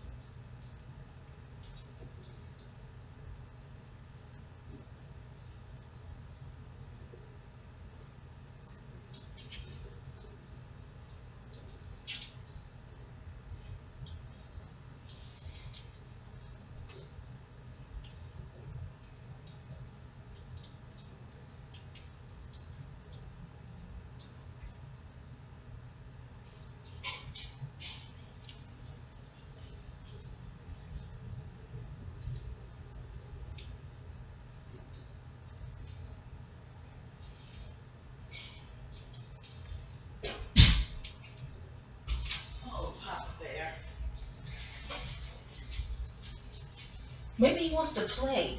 Will you get down? Get down off of here. He's at the teenage stager thing. Playful. That's what that is too. When it's just the strangest thing. I had another thought when you was like, it's the validation that you know how back in the days they would go to the parents like, we want your blessings to get married, and then in spiritual metaphysical communities, those who honor their elders, they the lecturer or whoever speech you go to or whatever you go to, they ask for permission from the elders to speak, because the elders and children are really the bookends of life. All the other ages are in the middle. The elders and children are bookends. Like that's why in spiritual laws it's extremely karmic to harm senior citizens and children. It's like it makes the earth off tilt and balance, because those are the pendulum swing is they're the bookends of life. You know what I mean? As age is concerned, there's ages.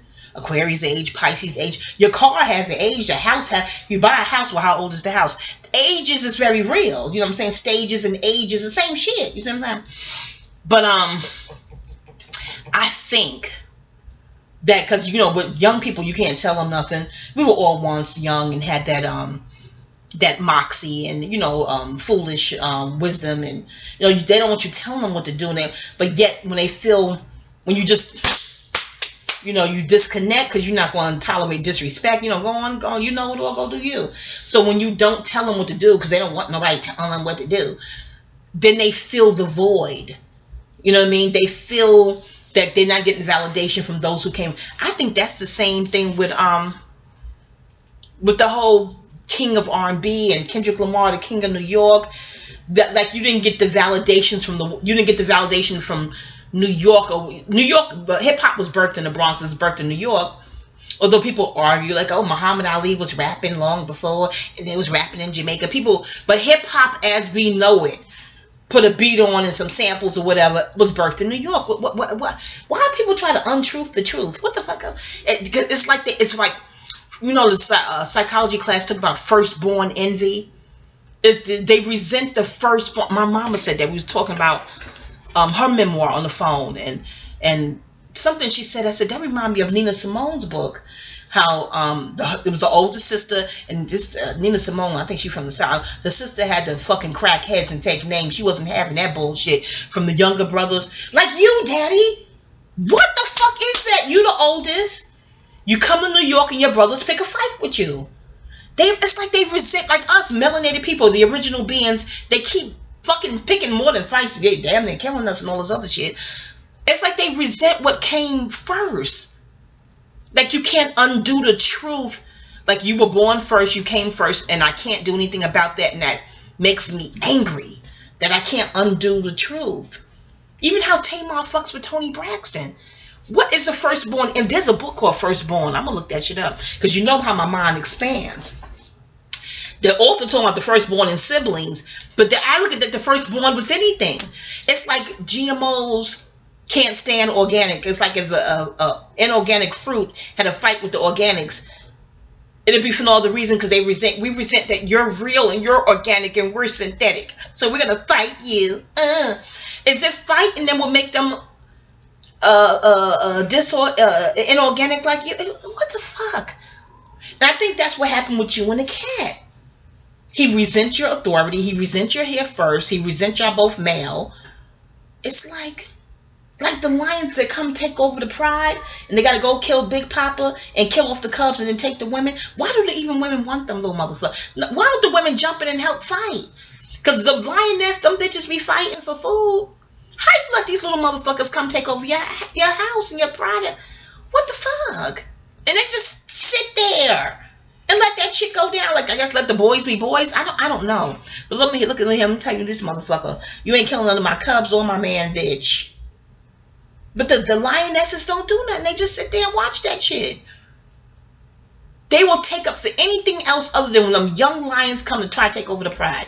They watch it like it's a spectator sport. That is a mystery to me. They fight for anything else, but won't fight for the pride with their man. The man got to fight by himself. What the fuck is that? I digress. Back to Bird Box, y'all. Pardon my pearls and how they percolate. You think how you think. The hell I think how I think. First Amendment, okay? So that was it with the Chubby Brown one. And I think he was paying for how the shit was written in Get Out. And they trying to call Get Out a comedy. Check out Peel on YouTube with the Vanity Fair fucking shit when he's answering questions and he doing decoding of his own shit. Okay. He said that wasn't no comedy. He said that really happened. This is stuff you can look up. But you see, Jane Elliott told Karen Hunter, it's on here, a video, 14-minute video. She said, oh, my people don't research the history or anything. And she's very Caucasian, and she said this shit, okay? I'm like, why? I guess there's some historical. Howard Zinn is very good. Zinn. His books, everything, okay? I wouldn't trust no second editions. I try to get the first. America 1492 to present. Very compelling work. Howard Zinn, okay? So he's Caucasian. He researched. Some do, but Jane Elliott was generalized, and she said, no, we don't research the history or anything. I'm like, wow, she admitted that shit. Wow. Jane Elliott, Gemini, gets in, okay, get your live. I don't like what she said to Jada Pinkett Smith, though, about black people should stop reacting. How'd she put it? Stop reacting to be proactive. I don't think that's good advice, Jane. Proactive in what context? You don't mean a violent context, do you? I surely as a hell hope not. There's black people that get killed for breathing, let alone being proactive with something volatile. I don't know what she meant by that. You can look at it yourself on Jane Elliott and Jada Pinkett Smith and Red Table Talk. Was it active, reactive, stop being reactionary or some shit she said? I don't know, Jane, Miss Elliott, you lost me on that one. Okay, back to Black Box. So, yesterday they're pushing the interracial thing. Oh! The actor they used, he rescued her, I guess the Captain Saver, Becky or whatever he was doing. And you could see the energy. I'm like, oh, y'all know that rapper was in it, the one that had beef with Eminem? I'm like, he's in this? He's a Taurus, and Sandra Bullock is a Taurus. So I'm like, okay, they want two Taurians. What's going on? And then the brother, I hope this is a spoiler. I hope you saw it. If you didn't see it, I'm going to pause and you fast forward this bit. Okay, I'm going to pause. Why am I pausing? No, fast forward. Okay. The brother offs himself in the neck. Well, he's military. He gave her a necklace. I'm trying to think of the symbology of the necklace. I'm getting into that. And the neck is ruled by Taurus. So I'm like, what is going on with that? I don't know. He was well built. Now, he wouldn't be deemed a hood or a thug, a hood nigga thug or nothing like that from where I'm from back in the days. I don't know about today. But he's definitely, this is what's disturbing. Because they must have figured out, take this however you want, real sisters don't really care about these open letters the Beckys are writing to us, because we don't want the type of dude that wants you anyway. We just the fuck don't. Unless you pulling Bumpy Johnsons, we wouldn't even bat an eye. Like, it just take real however you want real to take in the I don't give a fuck. The real sisters I know, my age and older, and maybe just a little touch younger, we don't want Oreo cookie type of dudes. We don't want them. So writing us an open letter serves what purpose? We don't give a fuck. Keep that motherfucker. We just don't. Even with the Amari Hardwick and his wife writing a letter, Ghost is appealing. But when you watch Amari on interviews, and one time he was on the Breakfast Club, I was like, oh, no, we wouldn't look at it. We don't want him. I think you're confusing the fact that we may want Ghost. That's a different energy. But Amari, no, girl, we don't want him. Not the hoods I come from. Something to getting back to Bird Box. Oh, and I'm gonna tell you what really got me out of not really ever caring about interracial. There's two things that I knew I would never give a care about whatever it is they try to make me feel bad about. Beautiful brown melanin, and knowing what melanin rich organs is. You can Google organ harvest and why they only want they hate us, but they want us inside of them. They want our organs. How could you hate that? That's the most bizarre thing for me to tell you in this study. How could you hate a people, but yet you would let them nurse your baby, like put a brown nipple in your pink baby's mouth and cook your food during what's called the slave time? I call it when they kidnap humans time, okay? Would you want somebody hating you, that you hate cooking your food? That was always bizarre to me. Aside from all the other harrowing, horrible things they did. No. But in any event, or would you want their organs if you don't like them in your body? If you don't like them, so you got to study melanin. It's the melanin they want. But anything stolen changes frequency. That's why they want you to donate them. Anything stolen changes frequencies. You could look up the whales and the dolphins, how the fins go inward. The turkey vultures. This is on the documentary. As soon as the vulture is captured, it changes something with its wings. This is on auto. They don't have to sit and go, okay, let's change my biochemistry. No, as soon as they know they've been taken from nature and they've been taken out of their natural habitat, their biochemical stuff changes. And I done told you about how my pearls percolate. So I said when they kidnap humans, something must instinctually and automatically change as well. I said, interesting. Yeah. It's just natural. Like, I'm not home. This is not natural. What's going on? Oh, fuck. You know what I'm saying? But in any event, back to Bird Box.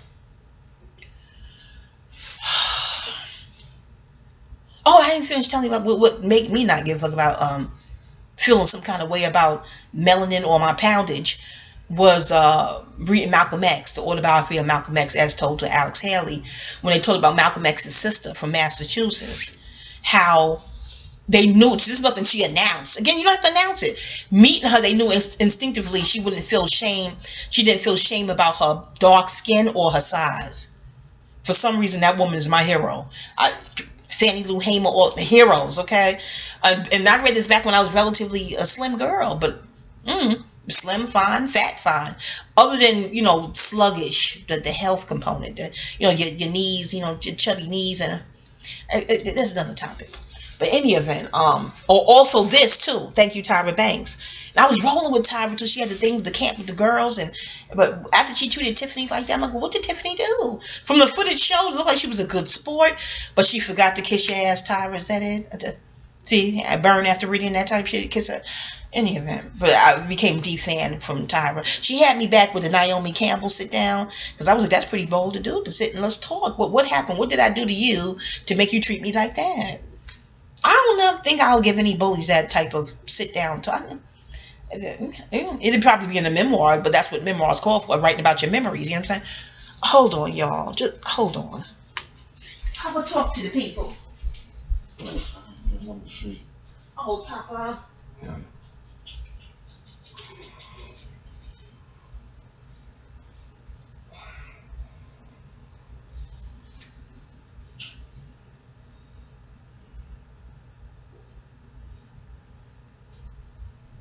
Papa, just talk to the people about bird bombs.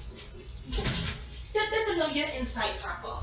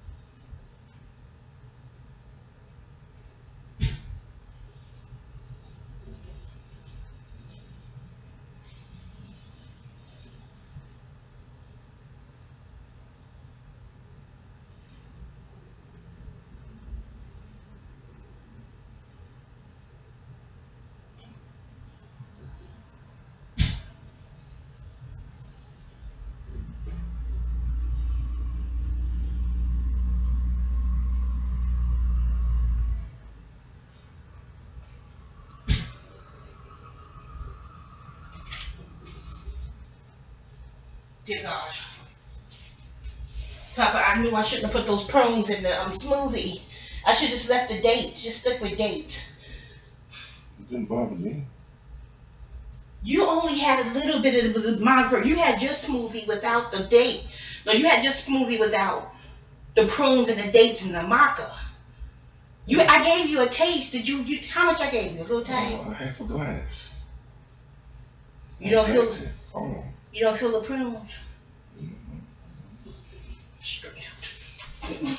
Is there more? No, I just ate. I just had the last bit of the smoothie. Oh, okay. But I'm not gonna put prunes in it no more. Well, it benefited you. Papa, when I'm in the middle of doing a video, Go. I don't have that much traffic over here. My melanites and melanettes know what time it is. Talking like that in the video. Hell, they use the bathroom too.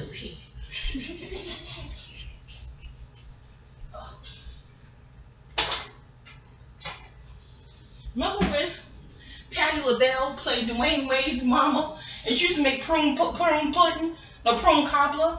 Could you imagine a whole slice of prune cobbler? What would happen to you? Oh, Jesus. It looked good too. Patty could. Where's the prunes? The prunes? Yeah. The ones I put in the smoothie? Yeah. Bring me a couple. Oh my God, Papa, you want to eat them cold turkey? About 4 or 5. Oh my God, you're not scared? Oh no, Daddy. I don't play with these prunes. I ain't putting them in this. I forgot about those prunes. I didn't know. You can make you know how to make cobbler? No. I'm not putting, those are prunes. I'm not putting them in that smoothie no more. I ain't doing that. Unless I'm trying to do a detox or something. Oh, pardon me, y'all. I'm back. Forgive me. Oh, shit. No pun. Oh. Hell when nature calls, okay? When nature calls. When love calls, that's that shit. Atlantic Star. Oh, get over when in Atlantic Star. That's the shit. Midnight Star said, well, because I'm like, where did I get that from? Somebody said, Curiosity killed a cat. And I responded when Satisfaction brought it back. And she was like, I never heard that reply before. This is back at the center we went to for the classes. You know what center, Papa. I won't say the name. But she Caucasoid. So I'm sitting there like, where did I get that from? In the hood, you hear that all the time. And Satisfaction brought it back. I'm like, where did that come from? In the room, listening to music, oldies but goodies. Sure enough, Midnight Star, that song came on. What's the name of the song? Is it called Curious? I think that's what it's called. And in the song, they say it. And Satisfaction. That's where we get that from in the hood. But I doubt if this Caucasian lady ever heard of Midnight Star, much less listen to the daggone lyrics of the song Curious. You know what I'm saying? Anyway. Oh, they too busy listening to heavy metal.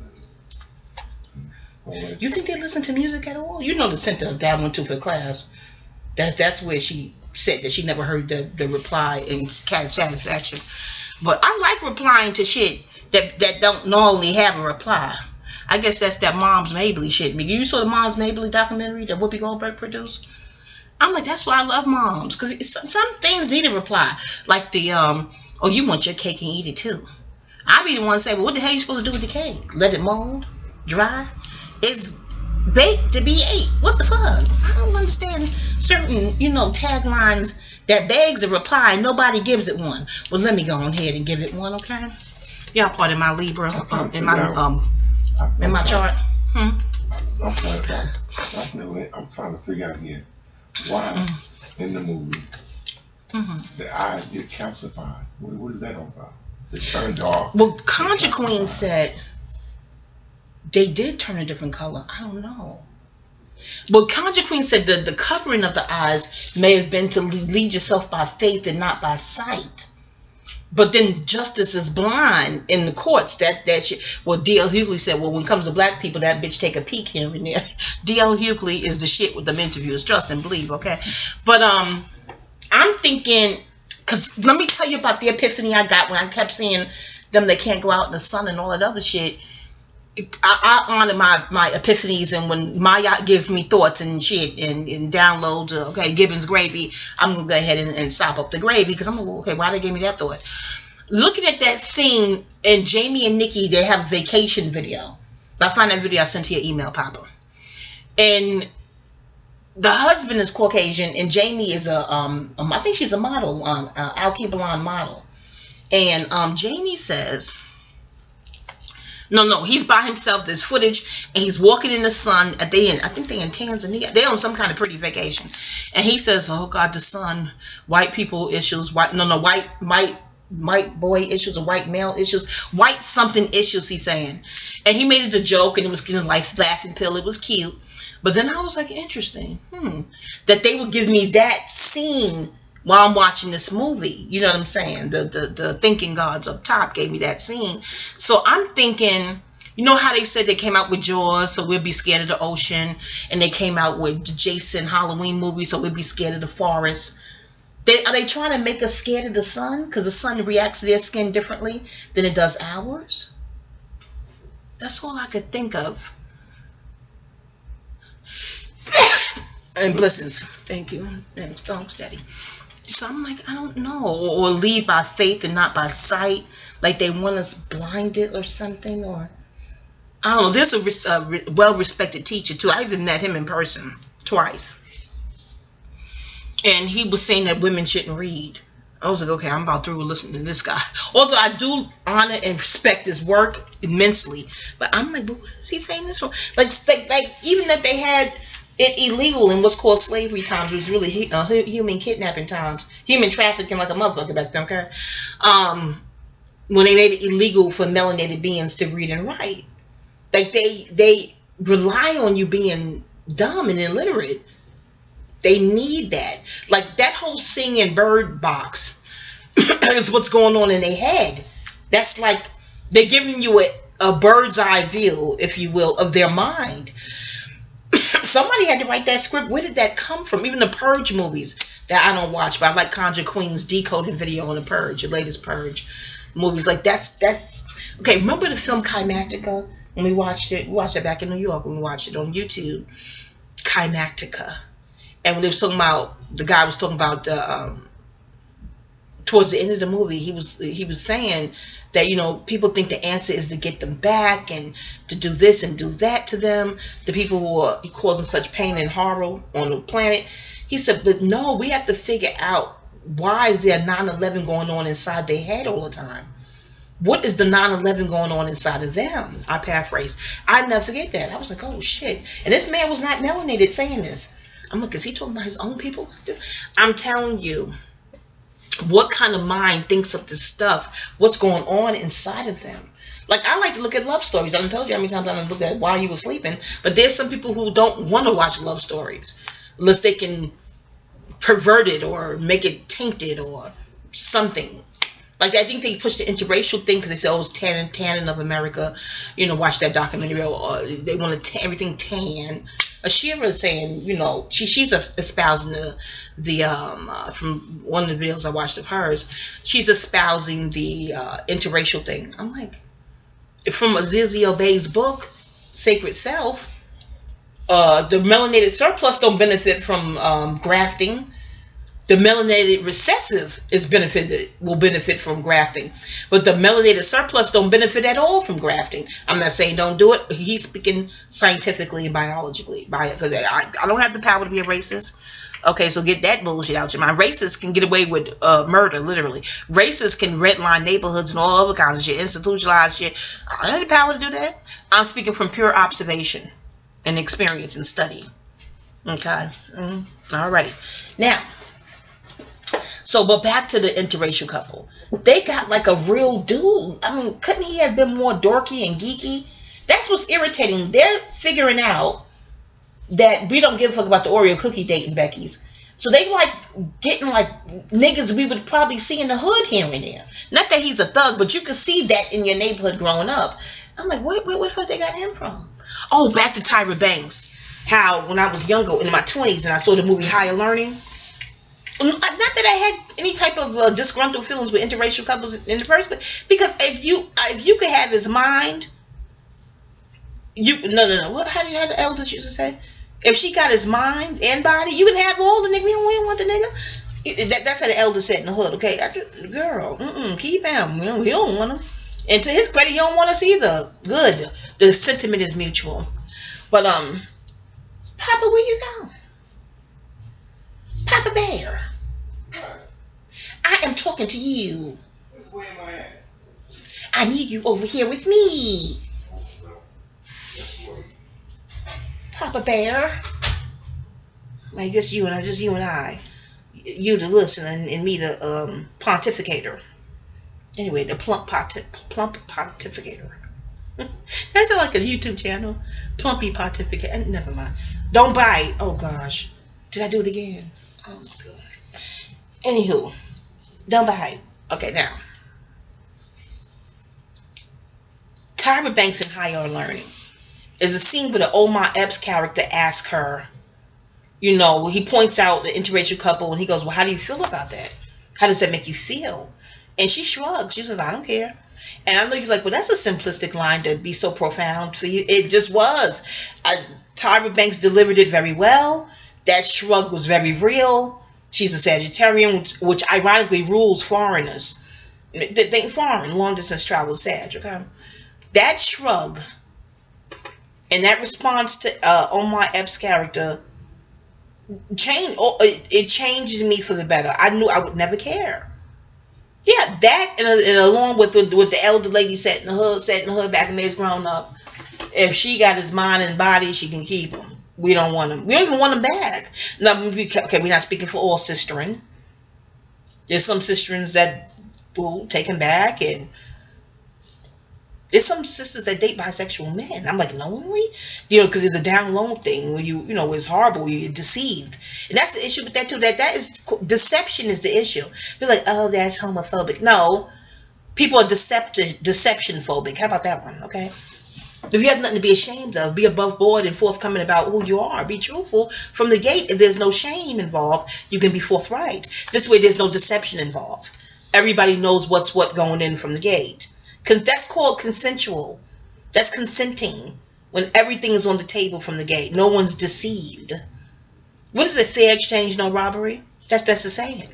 So unfair exchange, there's a robbery. There's some sort of robbing of dignity. And it's wrong. It's wrong.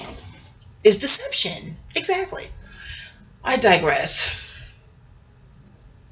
The whole shit is digress. Period. Okay. It should be called Digress TV. I had that, but I can't remember the passy code to get in. I remember the passy code after all this time I get out and get in and deactivate it. Anywho, back to my point.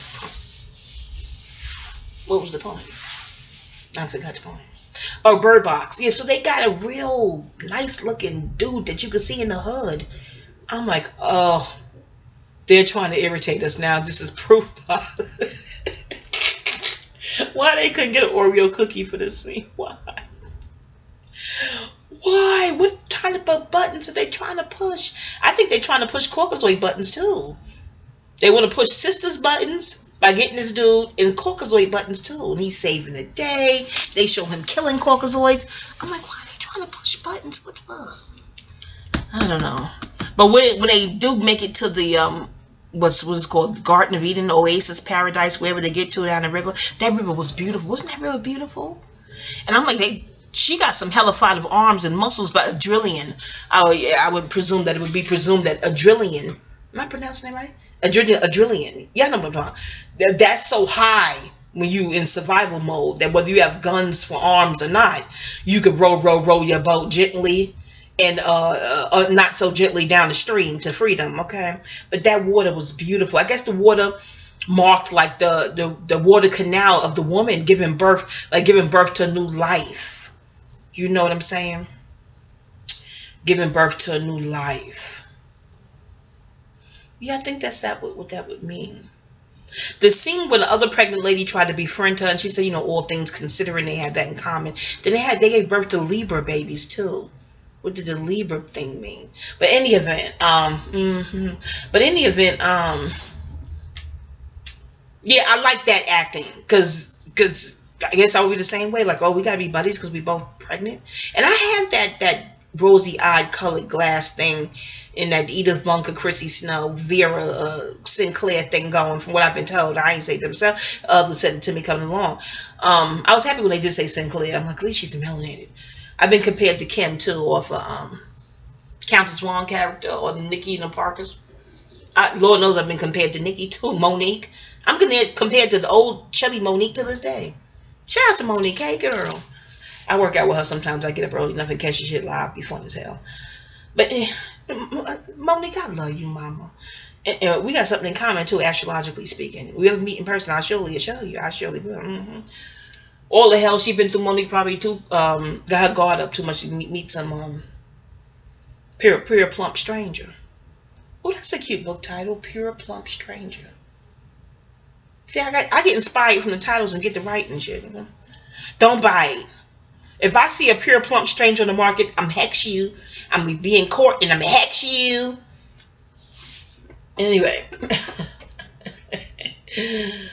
Oh God, you think I had some booze this morning? I did. I had some grapes and wine. But I didn't have that much wine. You know they drink wine early in the morning and you go on vacation? Europe. I don't give a fuck where you go. Was I in the Bahamas? You can get a drink in the morning time. You think I'm bullshit? I bullshit you not. And you know New Orleans, you can walk around with your liquor. You're not up here. You can't just take your liquor out in the street and drink it. No. I guess if y'all travel, but girl, that ain't no new news. I don't know. Every time I'm traveling, like I can go outside with this. They're like, sure. I'm like, oh. I don't know. Can you believe you can walk around with your liquor in certain places? I don't know. Do that shit in New York, okay? The fuck. It could be closed. It better be in a bag. I'm like, you be like, but it's closed. It should be in a bag. Here's a ticket. You be like, what a ticket? How much is it? Is it more than the liquor? Ain't that a bitch to get a ticket that's more than the damn liquor? It ain't funny. I'm just like, what? Like they making up these statutes and codes like a motherfucker. Then I want to study the metaphysics and spirituality of that. What is the metaphysics of exposed liquor that's closed that ain't even open? Child cheating. I digress, y'all. Back to Bird Box. That's be the title of this video. Back to Bird Box. All kinds of interruptions like a motherfucker. Yeah, they look like they got a real dude to play that Tom guy. His name is Tom. He even look like a fucking Tom. What the fuck is that? He couldn't be Tyshawn. Tom? Looking like that. Really? Oh, gosh. But I do like the guy from Burn after reading. Oh, he played the same character. I don't give a fuck. That character is the shit. He said, "Are you a simpleton?" Yeah, that guy was drawing pictures of aliens. What part of the game was that? Drawing pictures of the aliens and shit. Because, I think but from what was said, Shirley MacLaine says we're programmed to not like aliens. Why? Why do we have to dislike them? They ain't never enslaved us. What Muhammad Ali said about, his not wanting to go to the war. He said, Vietnam ain't never called me a nigga. They ain't never do nothing to me. And that's something how you could be programmed to dislike somebody that never wronged you. You see it in junior high school. Don't like her. You be like, why? What did she do? I'll be the one in the cipher talking about, well, I don't like or dislike her. I'm indifferent. I don't even know her. Is there a reason not to like her? You make it make logical sense, please, if you want to get me on board. Did she harm children? Did she slap her granny? Is there a logical reason that you're campaigning for me to dislike a plum stranger? Like I don't have better things to do with my energy. I'd rather bake cookies, okay? I'll be in school thinking about when I'm going to go home and bake. I bullshit you. Papa, I told you not to eat those prunes. You see what happened? I need you out here. Y'all be jealous when your man go away, even to the bathroom. I'm spoiled, y'all. I am big fat fatty spoiled brat. I know. I not jealous. I don't know. I just want his attention when I want it. And he was giving me feedback with Bird Box. But I think I pretty much covered that mayhem, pandemonium. That is in somebody's mind. Isn't that scary? That D.L. Hughley interview with Vlad. Vlad just. Oh, I won't talk about Vlad. No shade to Vlad, but just. It's like he's from another world when he's trying to. And his audience is black because of who he interviews, and just. That's why some be thinking he the police down in the comments. You ever read the comments? Like, why is he asking that question? And why he only ask about gay shit to black people? But see, I don't even know that for certainty because I don't click on his Caucasian videos. When he's interviewing Caucasians, you click on it? I don't click on it. So I don't know if he's asking gay questions of Caucasoids. But in the comments, they say no. Why is he asking gay questions to only one race. I don't, it's just weird. Unless somebody's prompting him to do that. Hence why people think he's connected to something hidden. Like, why is he asking that only of these people? Is it a puppeteer puppet thing? Is someone telling him to do this? Anyway, all speculation. All, calm your ego. Suspend your ego, calm down. All speculation, all conjecture. First Amendment, okay? First Amendment, freedom of speech. Don't you exercise your freedom of speech? And speech and freedom? All right. Now, let's not be hypocritical. Please, child. No. Okay, back to Black Beauty. I mean, Bird Box. Okay, isn't there a movie called Black Beauty? Not Black Beauty. Oh, God, Lord, is that booty called Black Beauty? Isn't that a movie about a horsey or something? I only had wine and grapes. You'd think I had smoked some ism. I ain't smoked that in a long time. I wouldn't trust the ism in nowhere in this part of America because they said they do something to it. I don't know. I haven't smoked ism in years. Mad years, because I just don't trust it from what's being reported on the internet, okay? Unless you over there in another country and it's pure and clean and you see them take it out their backyard and shit. I wouldn't trust them, mother. Hell no. Maybe that wine was that good. I put good grapes. The grapes had seeds in it. You know what I'm saying? You clean the grapes good and put it in your wine. And see what I mean? You get wine-drenched grapes. You see what I'm saying? But any of it, happy Friday, y'all. Venus Day. Venusian. But I think did I cover all the bases? I don't know. I'm looking at the woman, mother, child, and son and daughter. So that was I supposed like the Holy Trinity down the stream. Row, row, row your boat. Gently down the stream. Merrily, merrily, merrily, merrily. Life is but a dream. Y'all recall Beyonce documentary on HBO back in the days that life is but a dream, and they kept repeating that. Didn't that make y'all want to decode that whole song? Child, geez, some Oz and the Wiz and just decode, get your decode. You know, that's what you pop a bunch of popcorn, make some white peach wine spritzers, and just get your decoding thing on, you know. Good, I make good herbal popcorn too, with herbs and popcorn maker, and it's just coconut oil, and it's just good. Maybe put a little avocado oil in there. You get juicy, fat, plump popcorn, and you put your herbs in there. What do you know? Whatever herbs you like, cilantro and some sea salt. It is divine. I may put a little turmeric to have a little color. Pretty juicy popcorn and white wine spritzers with peaches in it. Oh, and peaches are in season, you know what I'm saying? You can put whatever fruit you like in your white wine spritzer. I ain't telling you what to do. These are all suggestions. You're the ego and shit. The egoic bullies who want to tell everybody what to do resent if you're even marginally, remotely in their mind telling them what to do about something as benign as a white wine spritzer. The bully's mind's been in reverse. His beads, his marbles, been dented and demented in reverse. Predator psychology classes I sat for. Hold on.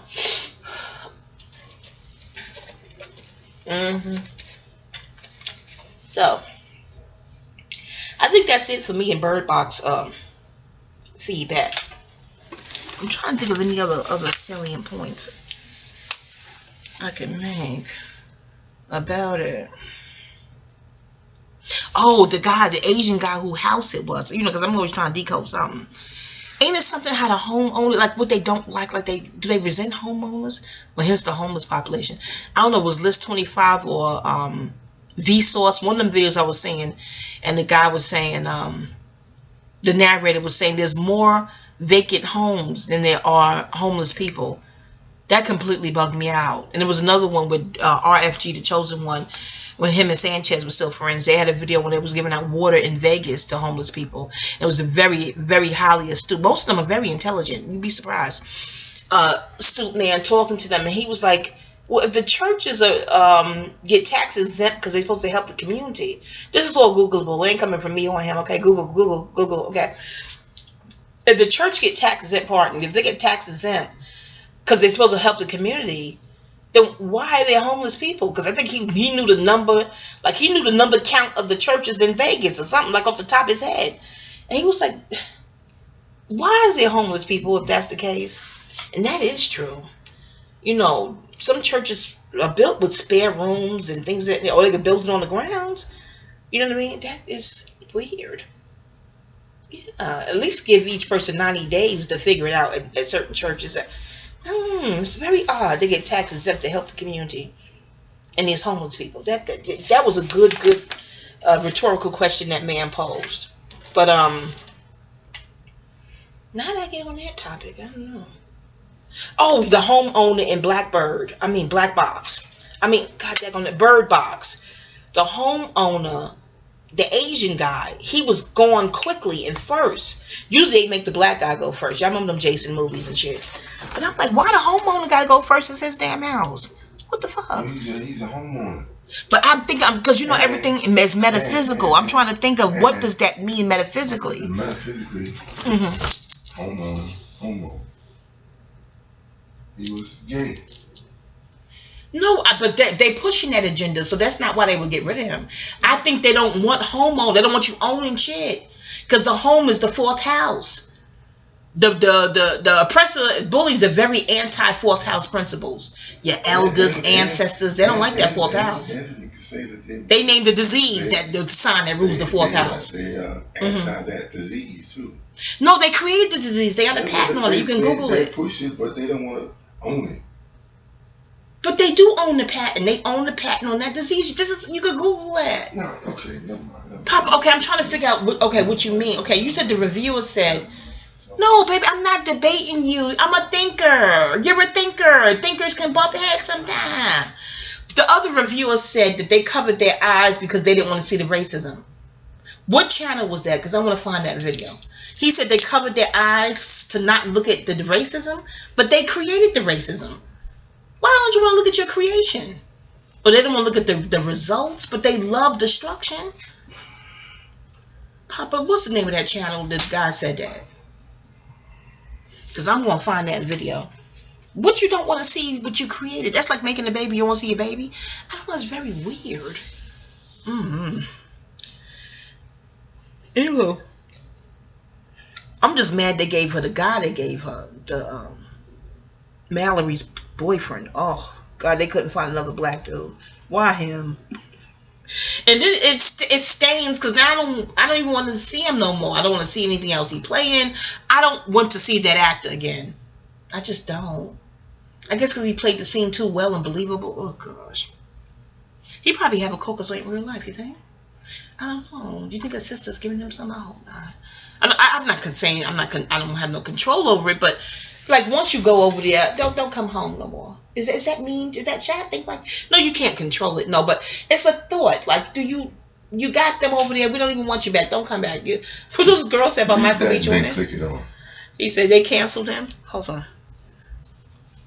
Oh, The Root did this. Oh, I don't trust them. They're not melanated owned. Michael Harriot. He looked melanated. Things only black people can see. Interesting. Put your glasses. Put your glasses on. All right, baby. Yeah, I'm thinking it's a video. Okay, let me see. Spoiler alert. Major plot points will be revealed in this article, and by some, I mean all of them. If you haven't seen or read the viral social media discussions of the Netflix thriller Bird Box, you're missing one of the greatest race allegory movies that has ever been released in the last part of these. And they're releasing this around in a Saturn time, Capricorn. Interesting. It's about how white people suddenly realize racism is spreading across the world. Spreading has been spread, and they only can escape its wrath if they refuse to acknowledge it. Now that's true. They never want to acknowledge their wrongdoing. Never. They blame the victim. That's in any instance. Bullies blame the bullied. Oh, she made me do that to her. There's more to She has the power to make you do something. You the bully? Really? Okay. Wait, you think it's a monster movie? Don't be silly. One of my favorite pastimes is dissecting the themes of the movie and TV shows and then theorizing what the movie or show is really about. That's why I like decoding videos too. For instance, John Bukiaya plays Nat Turner in the Star Wars Robot. There's another robot movie. Star Wars. The Force Awakens. Yeah. Why they have a name named Nat Turner in the movie? I mean, in a Star Wars, what the fuck? I don't watch that shit until I read that. He's a slave stormtrooper. They enslaved the stormtroopers, who leads a rebellion that eventually destroys the plantation, the Death Star. So the stormtroopers. If they want to destroy the Death Star, then the Death Star must be something that's deep. Anything they looking to destroy has to be something decent. The stormtroopers, right? Reverse it. The stormtroopers are the military that keeps the oppressed down.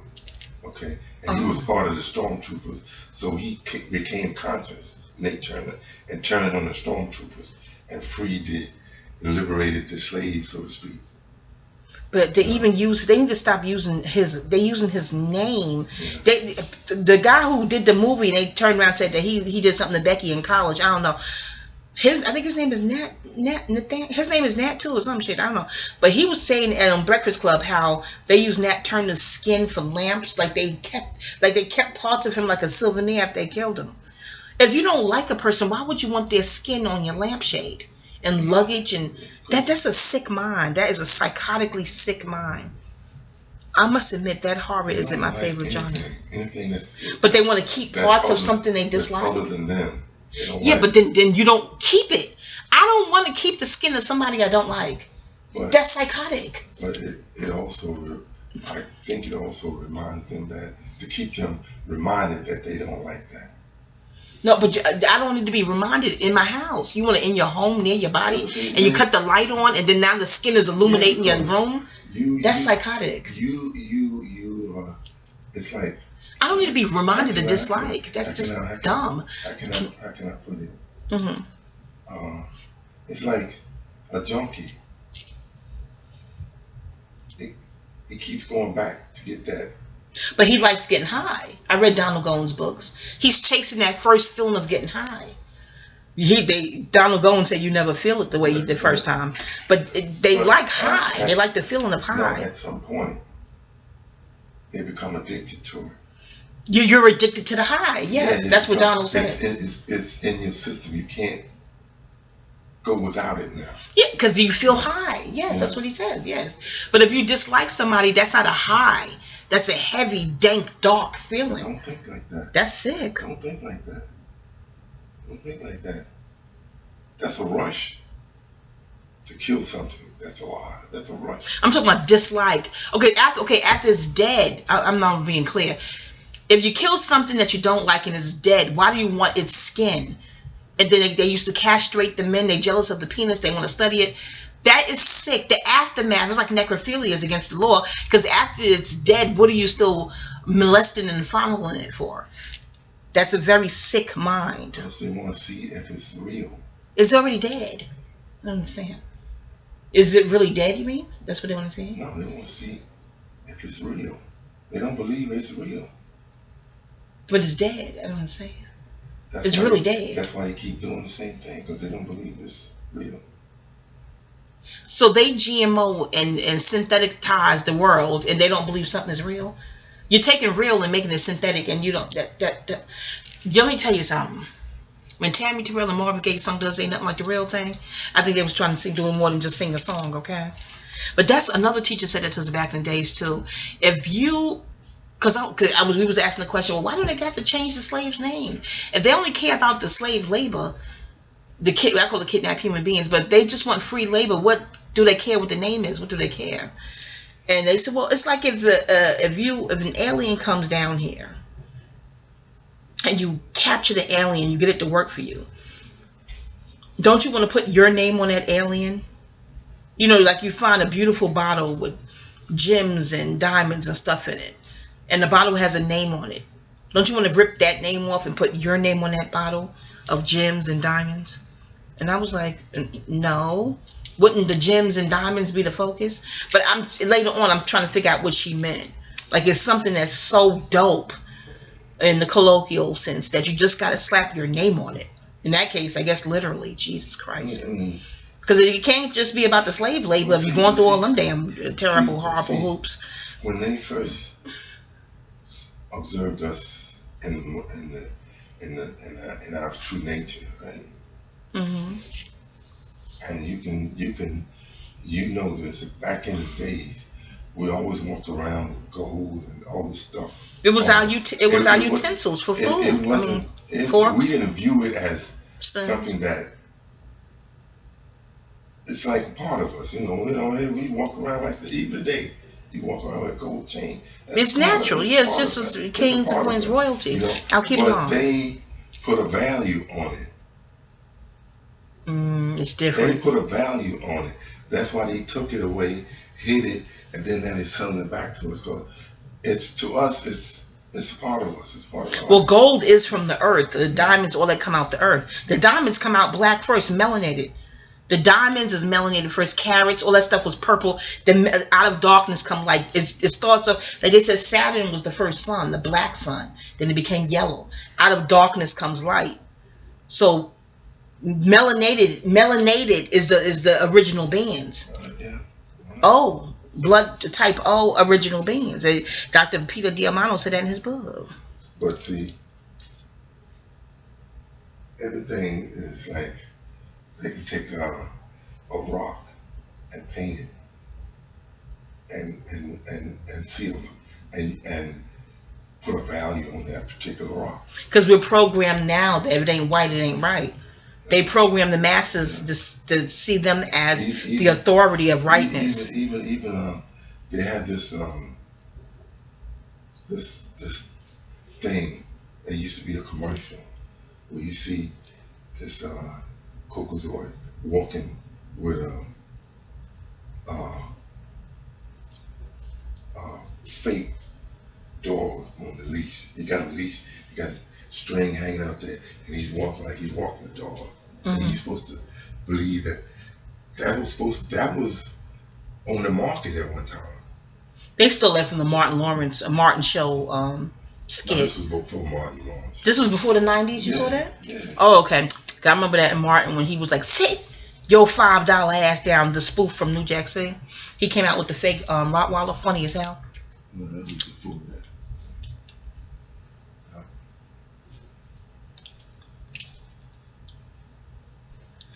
Sandra Bullock is a Taurus, and she got Bull in her name, like the Loch, the Taurian industry. I wonder if that's her real last name. Certainly, probably. I didn't look up what Sandra means. I got to study the meanings of these names too.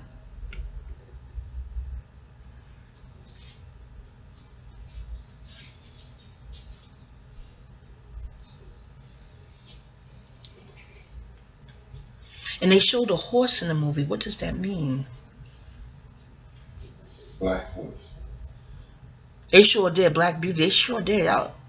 Because he's noting the horse form she grew up in there.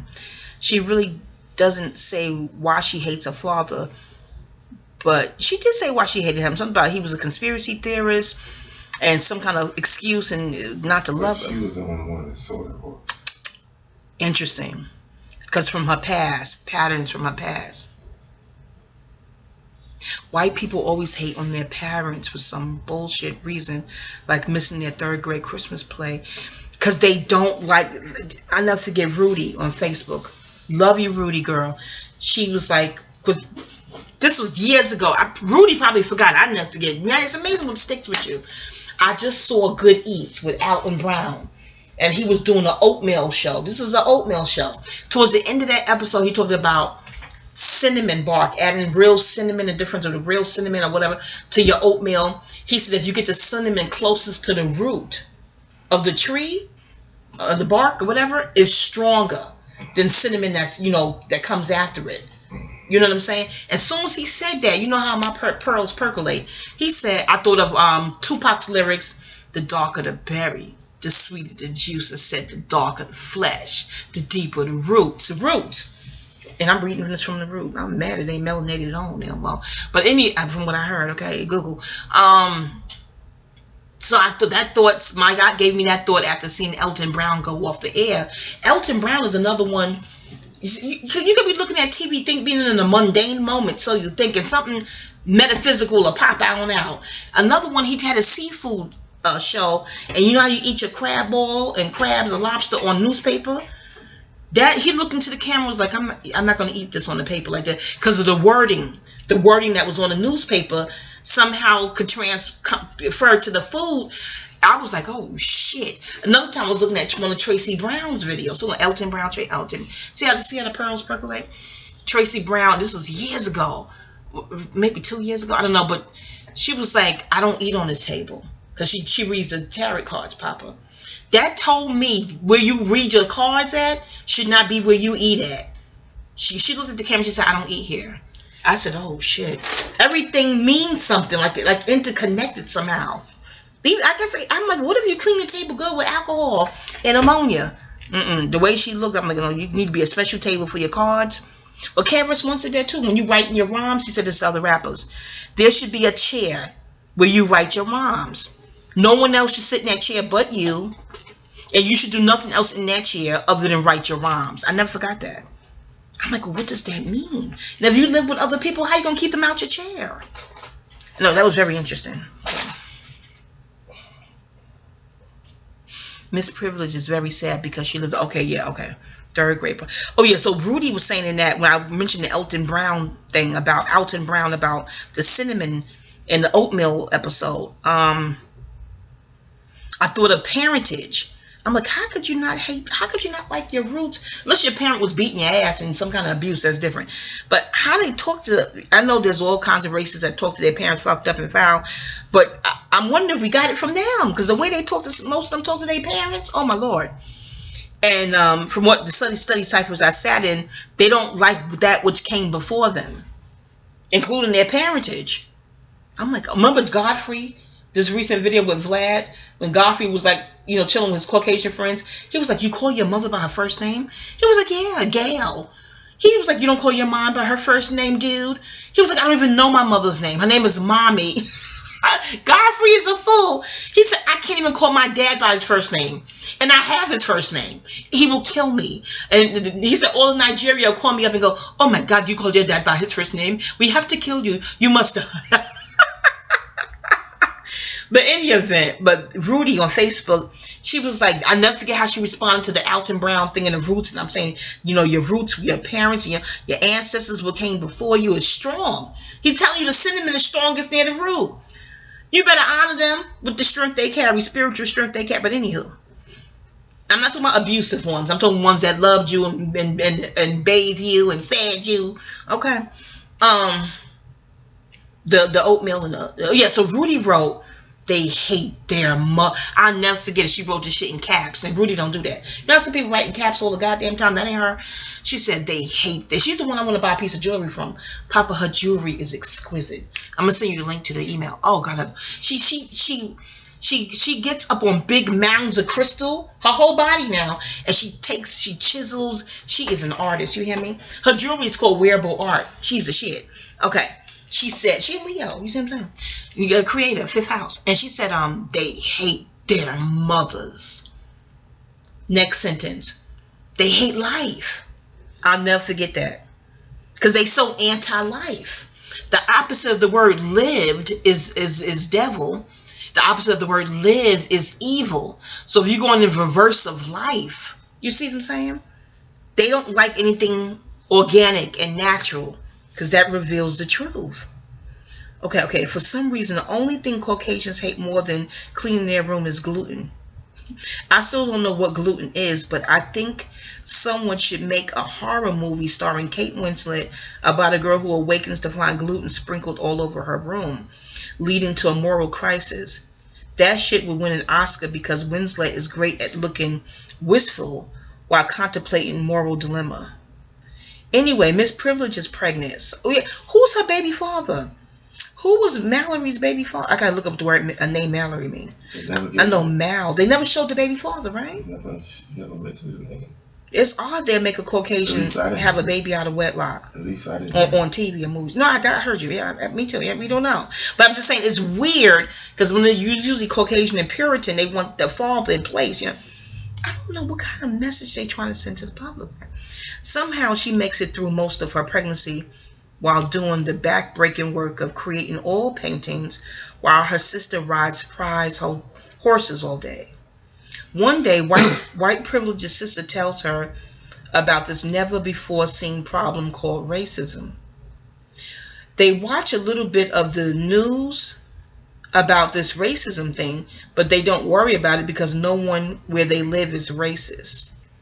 Then during a trip into town to visit the doctor, they discover racism is everywhere and is spreading quickly. Things have gotten so bad that when people discover racism, they immediately become depressed. Privileged sisters immediately kills herself, leaving our heroine surrounded by this invisible monster called racism. Luckily, because of her privilege, she finds a house, I was going to say horse, where people are hiding from racism. It is filled with white people and a couple of black men who are some of the good ones in quotes. This guy's a good writer. Soon the white people realize they can become immune to racism by ignoring it. Interesting. They figure out that if you just don't look at racism, it won't make you feel bad. So they quickly decide they would never acknowledge the existence of racism, which would prevent them from being attacked. By what? The racism? In the movie, Little Rel, I think that's his name, the chubby brown guy. Little Rel plays a character who has studied racism for years. He tries to explain to everyone that racism has existed before the beginning of time. But no one will listen to him because he is not educated. That's true. Do you have a degree? You know the bullshit. Then you can have a degree and they still hate on you. Like everything ain't in the book. Oh, you just book smart. Live life, be experiences smart too. So you damned if you do and damned if you don't with goddamn Dietrichs and Hatrix, okay? He just some dude who works at a grocery store. The only thing and why did the MGK what's the rapper name? Machine Gun. Yeah, MGK. Why did they steal the car? Whatever happened to them that stole the car? That's odd. The only thing the uneducated black guy is good for is helping them get some food from his grocery store. He helps them get through the bad neighborhood that is torn apart by racism. This guy has a unique way to look at it. It's not unique, but how come racism? I know that they do movies in general to program our mind to think a certain way. So I'm on that decoding trip. But okay. Let me finish. When they get to the store, they discover that there are some crazy people who have looked directly into the eyes of racism. Little Rel eventually dies, saving them from a guy who is trying to tell them about racism. But that guy spent time in the criminal justice system, so he was obviously crazy, written and stressed out. Well, obviously crazy. But instead of listening to the self-taught black man or the crazy people, Miss White Privilege discovers that a little birdie will tell her when racism is near. So she finds some birds that were going to be sold as chattel and keeps them caged up for the purposes of keeping racism away. I remember when the guy, Gary, put the birds in the freezer. What is that about? The keeping the birds in the freezer. What's the metaphysics of that? Anyway. Well, if you think about it, he's one of the so-called crazies, right? Bad guys, yeah. So the birds start chirping around him real loud. So he put them in the cage in the freezer so nobody would hear them. Wow. Because he was warning them. I got you. Yeah. So he says, the birds want to be free, but must remain in a box because after all, how else would white people survive? Your freedom, in their mind, is their unsurvival, if that's a word. Like tranquility and peace seems to be their fear. It's strange. In the movie, Profanity Rhodes plays a Tom. Oh, the actor name is Trayvon Rhodes. A Rhodes is Rhodes Scholar. Travant.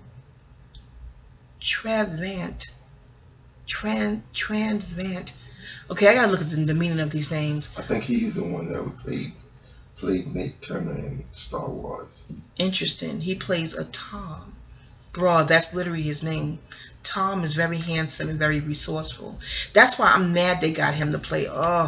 They could have picked any Oreo cookie. That one, I'm gonna get over it though. I still have no interest in him. I don't even see nothing else he plays in. I'm over him. Even in the apocalypse, Tom finds a way to keep his edge up. See, I never looked at Michael B. Jordan as a cutie to Black Panther. Then after the whole thing, ladies was like, cancel him. I'm like, okay, good, girls. He's canceled. So, but I never seen him in that light anyway. So, you know. And he doing the shit in real, so-called real waking life. Okay, Tom finds a way to keep his edge up as he tries to save all the white people from racism. Ultimately, even though one of their best friends is black, Tom can't prevent the white people from seeing racism. Soon racism takes over everything. But they creating a white supremacist world. But isn't that what they want? Isn't that what it's been for centuries? Okay, he mentions the what's called the president's. He mentions the president's name here. Made a cameo appearance as Gary. Too funny. Gary shenanigans killed most of the cast, even the old white people, because after they let him in, and that guy said, "Do not let him in." He gained their trust. He did. He played possum. But remember, they was going to check through his bag, but then something stopped. And then, because they frisked them, they looked like they was about to check his bag. And then forced them to look racism squarely in the eye. Luckily, Tom saves the children. And then, and only then, Tom fucks Sandra Privilege. He gave her last name Privilege. Because she's the last woman on Earth.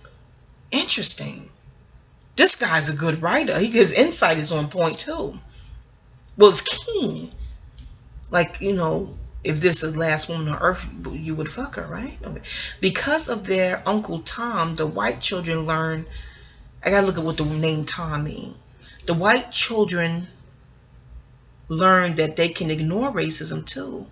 They learn to listen to everything else in the world except whispers about white supremacy.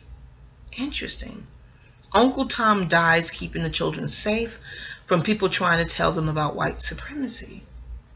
This is weird. So the bad guys were... the entire white privileged family decides that the only thing that will protect them from white supremacy is a safe space. So they take a journey to find the oasis where white supremacy doesn't exist.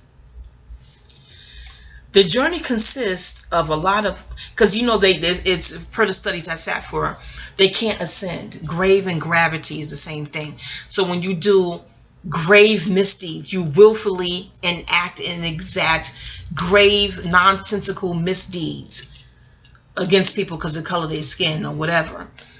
You thwart your ascension. So when you exit your husk, your body, you can't ascend. So you stuck to this lowly, dense dimension. So what's called white supremacy, pale supremacy, doesn't exist on higher planes anyway, per the studies I sat for. Because they can't, their frequency is too low, lowly, L-O-W-L-Y, is too low to ascend anyway. So is that where she was rowing her boat to that dimension? Okay. The journey consists of a lot of falling down. I know I heard DMX voice in that song, Get At Me Dog, when he go, like white bitches fall in scary movies. Every time she fell, if DMX voice didn't come to mind right then and there for me and my pearls. Okay, there has to be a scene with white people falling down to get a horror movie certification. This right is the shit. White people in horror movies have weak ankles and terrible balance. Yeah, why did she keep falling? But even when they fall, the racism monster that traveled across the world somehow can't catch them. I know, because Jason was catching motherfuckers like a motherfucker in that forest. Then there comes a point when Miss Privilege has to decide which kid is going to look at racism. It's repeated throughout the movie. But when the time comes, Sandra tells the kids, fuck that, it's too dangerous. Matter of fact, ain't no one looking. I don't understand the science that they don't want to look at something they created. That is weird. And somehow they find this beautiful oasis where racism doesn't exist. Only one problem, racism still exists. No one kills racism. They don't even escape racism. The only reason that this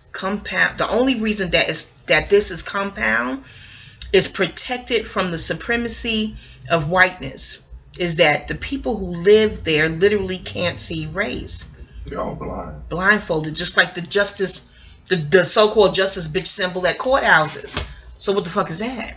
But like D.L. Hughley said, that bitch takes a peek when it comes into melanated skin surplus. The ones who can see race must still ignore racism because racism still rears its ugly head. The only thing that protects the sighted people from the racism monster is that they have a bunch of birds, and the birds aren't even free. So you know I got to study Tahuti and Thoth and them and see why they imported that. Even the name Birdie with Tupac in the movie Above the Rim. See, and he's a Gemini, air, Libra, Aquarius, air signs. What? See, because they use Aquarius, healed. They use astrology to run the world. They don't want you fucking with it, but they use it to run away and some shit. According to the studies I sat for. They just think they are free because the white people gave them a bigger bird box. Wow, the birds are still slaves and they just don't know it. But everyone lives happily ever after in a post-racial society where the problem of white supremacy is solved simply by walking around with blinders on. See, I told you. Yeah, this writer, Michael Harriot, and Harriet, like Harriet Tubman, and the Archangel Michael. Interesting name, Michael Harriot. I'm gonna look up more of his prose. But I heard I stopped reading the Root because they said it wasn't melanated on. I said, I don't want to read there no more. So I'm surprised they let him go ahead and post this at 2:41 p.m. yesterday. 4 + 1 is 5, and 2, that's a 7. Did he post that deliberately at something at a total of 7? He also interesting. He was the one that also made the compared Get Out as part comical, comedic. A brother said that? He said it. He said he saw comedy in there. Michael Harriet said that. Interesting. I'm gonna find his Get Out review and read that because it's right there. Most Caucasians. You can click it on there. I'm looking for it because most Caucasians thought Get Out was a comedy. Sometimes you put the truth in a laughing pill so it's more palpable, but no. Jordan Peele said to look it up. You could look up the case where they was trying to put melanated brains in the Caucasoid's body to hopefully get our skill set and athleticism and all other kinds of other shit. But a stolen item, even the brain and organ knows it's stolen. The cells be like, where are we? What the fuck? It's in a foreign environment. I know they give it drugs and stuff like that. So, child cheese. In any event, from the Hawaiian lava rocks that you can Google what happens when people steal those lava rocks and take them home as souvenirs. Because the rocks know it's been dislodged from Hawaii, and Pele don't play that. Oh, his name is Jordan Peele. But Pele, I wonder if Pele. Never mind my pearls, y'all. Never mind my pearls. Lord knows he can afford to get to Hawaii, but we're gonna leave that there alone, okay? Anyway, Jordan Peele, tweet this to Jordan. Tell him fast forward. Hire me, put me down with the writing team, and I could do some acting parts, okay? You need my stage name, email me, wisdomwanda@gmail. Jordan Pele, is it Jordan Peele? Hire me. Okay. I'm down with the writing team. You want writing samples, email me, wisdomwanda, Wanda with an H, don't forget the H, @gmail.com. In the subject line, tell me something let me know it's you. Because I don't want the haters emailing me with the bullshit. What could Jordan put in the subject line? I don't know. The public don't know. Would you be like, how you gonna know? Don't worry about it. I got spiritual friends. They'll be like, okay, that's him, girl. Go ahead and open it. Put something in that subject line, okay? We spiritual people know what's going on. He must have a writing team. I would love to get down. I wanna be down with what you doing, Jordan. Yo, JP, put me on. I wanna be down with Jordan. Wouldn't that be something Jordan Peele put me down with the writing team? I wouldn't tell anybody because who would believe me? Mommy would. She'd be like, how you helping me with my bills? What's going on? The family, like, how could you help us? What's all the fiat woes you've been having? What the hell going on? It's legal. Okay, I pay my taxes. Do you want the help or not? That'd be cool. What's another dream writing team I would love to be covertly down with? I'm not even. I'm a writer. Would I be covert for? I don't know. I don't know. But Jordan, I like how his mind worked thus far. I wouldn't mind Tyler Perry because he's right here. You know what I'm saying? In Atlanta, but I got to do Atlanta video too. It's been 3 years. But I don't know if they told him, not him, but I don't know if they told him to push the buffoonery. And because I'm eccentric, he probably think I write good buffoonery shit. But I still would want some metaphysicality woven through. I don't know if they'll permit that. Then Tyler's a Virgo. I don't know. We may clash. But I met him. Stood right by his left side, backstage at the Beacon Theater. Oh, God. He said, well, what do you have? This is early on. I didn't have my headshots with me. It's when I was pursuing the acting shit. I have no pictures on me or nothing. I said, no, I don't have anything on me now. But my brother, because this is when my brother was a bartender. And, you know, he moonlighted. And he had all kinds of good extra fiat. He'd take us, all of us, not only did he take us to the Beacon Theater for plays, he would buy us each those expensive-ass T-shirts. He's the reason I went to bartending school. I'm like, you get this from tips? Okay, let me go on to bartending school. Okay, it's on. Then he got us backstage, and then the next time he took us to see a Tyler Perry production at the Beacon Theater, they stopped letting us go backstage. That's why it's good to be prepared. What they say good luck is? Good luck is preparedness meeting opportunity. That's all good luck is. You're prepared, so if an opportunity pops up, you're prepared. People, I was born ready.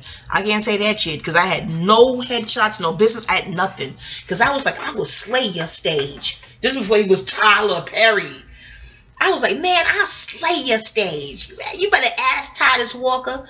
Titus Walker used to do off-Broadway. I was in his troupe, in the acting troupe. Ask him. You know, I gave him my stage. And go on and ask him about me. I got standing ovations. It'll be on. He said, hey, what you got? Where's your pictures? I was like, they're not on me today. I didn't know I would come backstage. I didn't.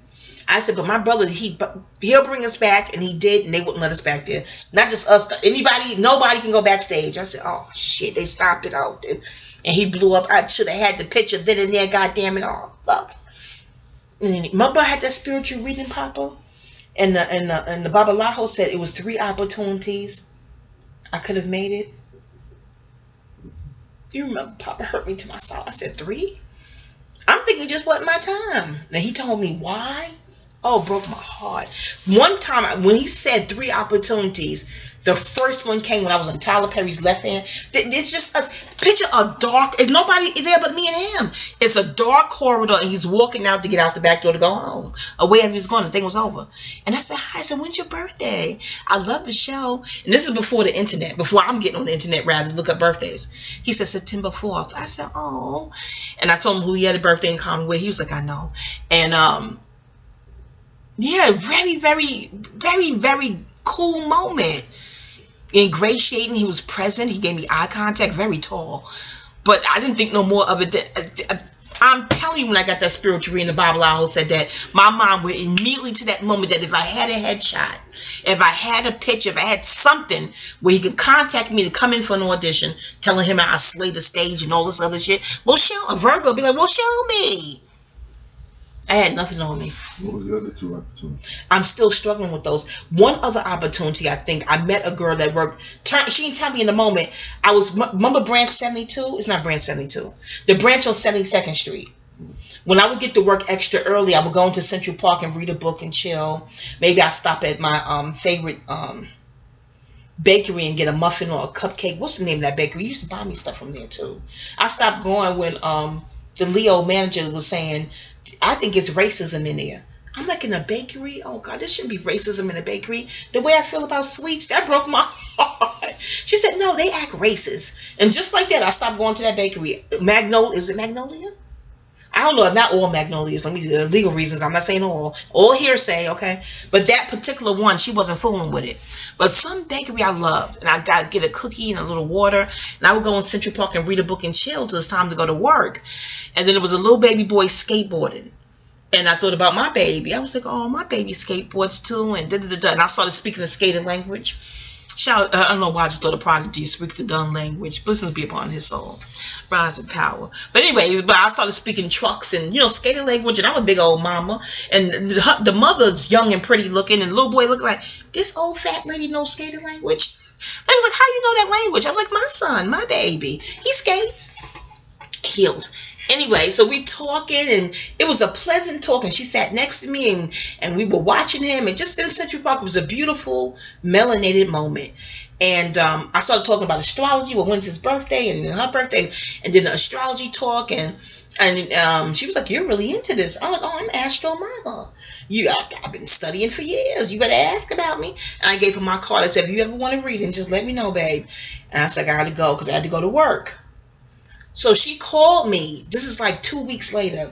She called and left a message, and then I called her back. Then she was busy, and it was a touch and go and tug of war. And by the time we got on the phone for a little while, she was like, I'm a producer. Now, I didn't know her occupation in the Central Park. I wasn't even thinking like that. I'm thinking about astrology, that she may just want a reading, and she calling, you know. And she wanted me to come in and talk about astrology on some kind of show.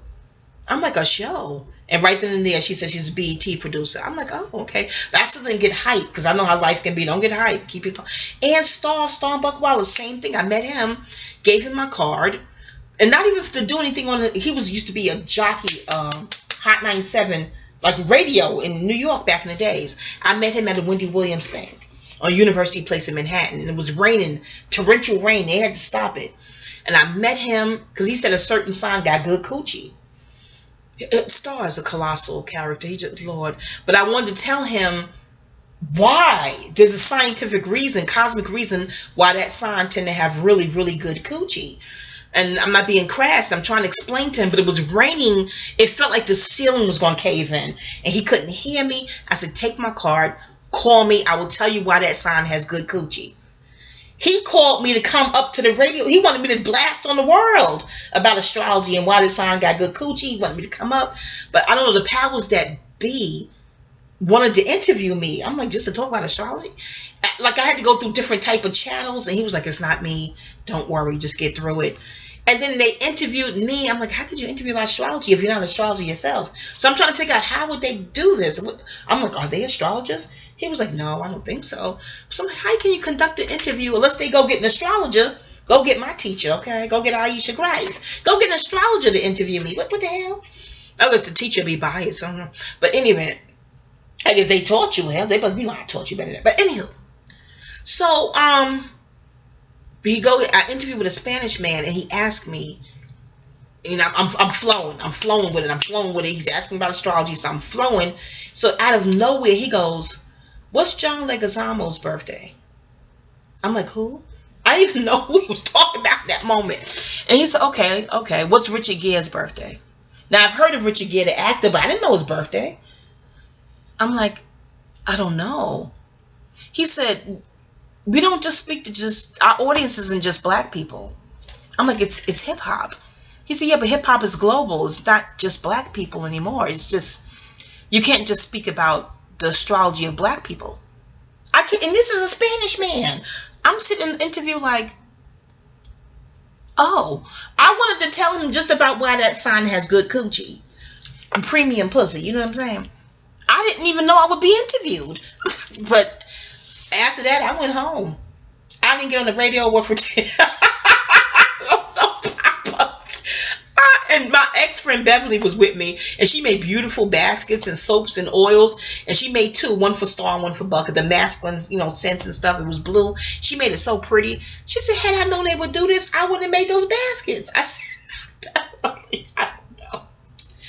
And she knew it. What hurt me to my heart, she didn't know John Leguizamo's birthday, but she knew Richard Gere's. When we was driving home, she had a cute little car, an orange car. It was cute. It was so orange, we named the thing Tampa for Tampa oranges. Never mind. But she was like, you don't know Richard Gere's birthday? I was like, no. She said, I think he's a Virgo. Sitting here now, I'm thinking Virgo. But she knew it, and she knew he was a Virgo.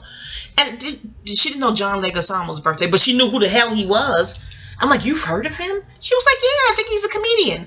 I'm like, she said, but why would, that's random. Why would he ask you that? I'm like, I don't know. It came out of nowhere.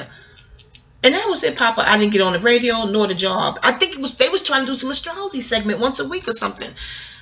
I tell all you astrologers, study everything if you can. Because if they're going to do interviews like this and shit. And this is another, did that Spanish guy know their birthdays? Like if I would have said any birthday, would he have known I was right or wrong? And if he was in the industry, he would know. But was he an astrologer? How would he know? Especially John Lego Garner. I didn't even know who the hell that was sitting there. John Lego Garner was Spanish, so he would know that. Oh, he may have known that. But is Richard Gere Spanish? No, he was a popular actor. I heard the name. I saw some movies, but I didn't look up his birthday. I mean, you in the media, in that field, you gonna know that stuff. Because somebody's gonna, maybe they went to a party or something. You gotta know that stuff. A birthday party. But I couldn't believe that he told me that I have to be more global, or the hip hop is global, and so should my astrology and all this other stuff, and tell me to have a good day. I was invited here. He acted like I didn't crowbar my way up here. What? I don't know, but to answer your question, Papa, I think that was the second opportunity. The third one, I don't know. I still rack my brain. What the Babalaho said, there was 3 times I was almost in, just almost in, and then something happened. Well, the third time, probably acting. I was pursuing acting a lot in the 90s. Huh, Papa? Well, maybe it was the acting? No. I had 2 in mind. You told me. Titus Walker, the Off-Broadway? No. I did infomercials, but I fell. I argued. No, but you can't be no star from no infomercial. I didn't want to do it because I said, is he real? I fell right on Lexington Avenue, 42nd Street, and the crowd was like, "Ma'am, get up! The light is red. It's going to turn green." And the crowd helping me up. I said, "I think I fell because I shouldn't have did that infomercial." I did a Japanese commercial. Oh, let me shut up. I don't know nobody on YouTube looking for my shit. But I felt I did let me shut up. But I wonder if that commercial ever made it to Japan. I only got $75 for each. I'm thinking maybe it was the time you lost time. And you was going to from Bloomingdale's to Radio City Music Hall. And you met that personality. I did. He was beautiful too. And he spoke with you and said something. He said hi. And the way he was rubbing his hands. Yeah. He said hi. I said hi. I was respectful, but I was terrified. I was terrified. The spiritual buddies I had back then, they was like, "What did you eat that day? Well, what were you wearing? What colors you had on? What scent you had on?" They was like, "Well, your face was made up. You was pretty. That's something." I'm like, "Well, it's pretty." But all that stuff means something. And I told Gano about it. He said, "Oh," not without flinching. He said, "Oh, you walked into a different time zone." I'm like, "But how?" But the Babalaho said made it 3 times I could have made it into stardom. Did he mean like literal constellation stardom? Like something literal? I'm thinking he mean like he on this dimension celebrity, what's called celebrity. But you never know. But yeah, I was walking from Bloomingdale's to Radio City Music Hall to see Jill Scott. And I left Bloomingdale's in enough time to make it. The show started at 8 p.m.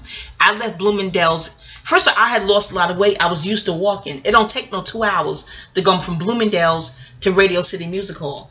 I got in that concert, and it was 11. The concert was almost over. And Beverly and Desmond, all my ex-friends were like, "You're always late. Why are you late?" I'm like, "No, I left at 6 o'clock. I left Bloomingdale's enough time." They was like, likely story. The concert was over. At the end of the concert, people are clapping and standing, and she's doing the outro song, and I'm like, "Well, what's going on?" Man, I'm telling you, that was like, whoa. I just lost all sense of time. And fuck the haters who don't believe me. I don't give a shit. Suck my cat's ass. I don't care. But, Papa, maybe it was what time it was. I'm scared to go down that block to this day. Don't take me to Radio City Music Hall. Maybe it was. Don't give a shit. What's going on there? And maybe when you did your stage appearance in Macon. That didn't feel mystical. The crowd was laughing like crazy. No, and Mary, I just said her name. Oh gosh, I hope nobody upload that thing on YouTube, Jesus. Anyway, but she walked up to me. She was like, "Huh, you got their attention, huh?" But I'm like, I don't know for the right reasons. Oh, and I always wanted to do that because they did a little episode on Good Times like that. I never thought I'd get to do it with the actual one of the singers. I did a spiritual thing for who passed away. Before I hit the stage, I did something for her. You know what I'm saying? I'll tell you when the video's over. And I took to the stage and did my thing. That crowd was in an uproar. My only hope is the crowd is older. You know how when Beyonce fell down stuff, she said, don't put this on YouTube. And I was telling them, please don't put this on YouTube. They was like, no, it's just for me. It's just for me. And every now and again back there, remember I kept scouring YouTube to see if somebody betrayed me. And it's not there. I can't find it. So I'm hoping that the crowd is older. They're very mature. And they kept it in their phone. Okay? Okay. They were in an uproar. They lost their mind. But I got that reaction when I was with Titus Walker. I mean, it's one thing if I'm trying to be a kiki and it's a kiki, but sometimes it's a kiki to people and I'm not even trying to be a kiki. It's in my natal chart, Papa, how my Mercury is conjoined. Oh, Jesus. Some people are just born comics. They can't help it. It's just, they tried. It's just strung out. But maybe. Yeah, I still think I did New York Undercover too. Extra. That's when I met Ice-T. I did another kind of cop show extra too. Ice-T was very ingratiating. I didn't even know it was him, Papa. I'm sitting there thinking it's cherry pie, and that shit was rhubarb pie, and I spat it out because they had craft services. And he laughed. He said, "Oh, you don't like rhubarb, huh?" I said, "That's what that is. I thought it was cherry." He said, "No, that's rhubarb." And we're talking back and forth. I'm going back and forth with food. I said, I can make cherry pie, but I don't like it so sweet. So I add lemon zest and lemon juice to mine. And he was, oh, that's a good idea. I'm 10 minutes in the conversation. I looked at his face. Because you don't think the stars would come sit with the extras. But he's an Aquarius, a humanitarian in him. I said, oh, he could see the look of recognition flowing over my face. And he just smiled. I said, oh, my goodness, pardon me. He said, it's okay. I said, pardon me. I didn't even know that was him. I thought it was just a light-skinned, handsome man talking about food. And I'm telling you, I'm 10 minutes into dialogue about daggone pie. Crazy as hell.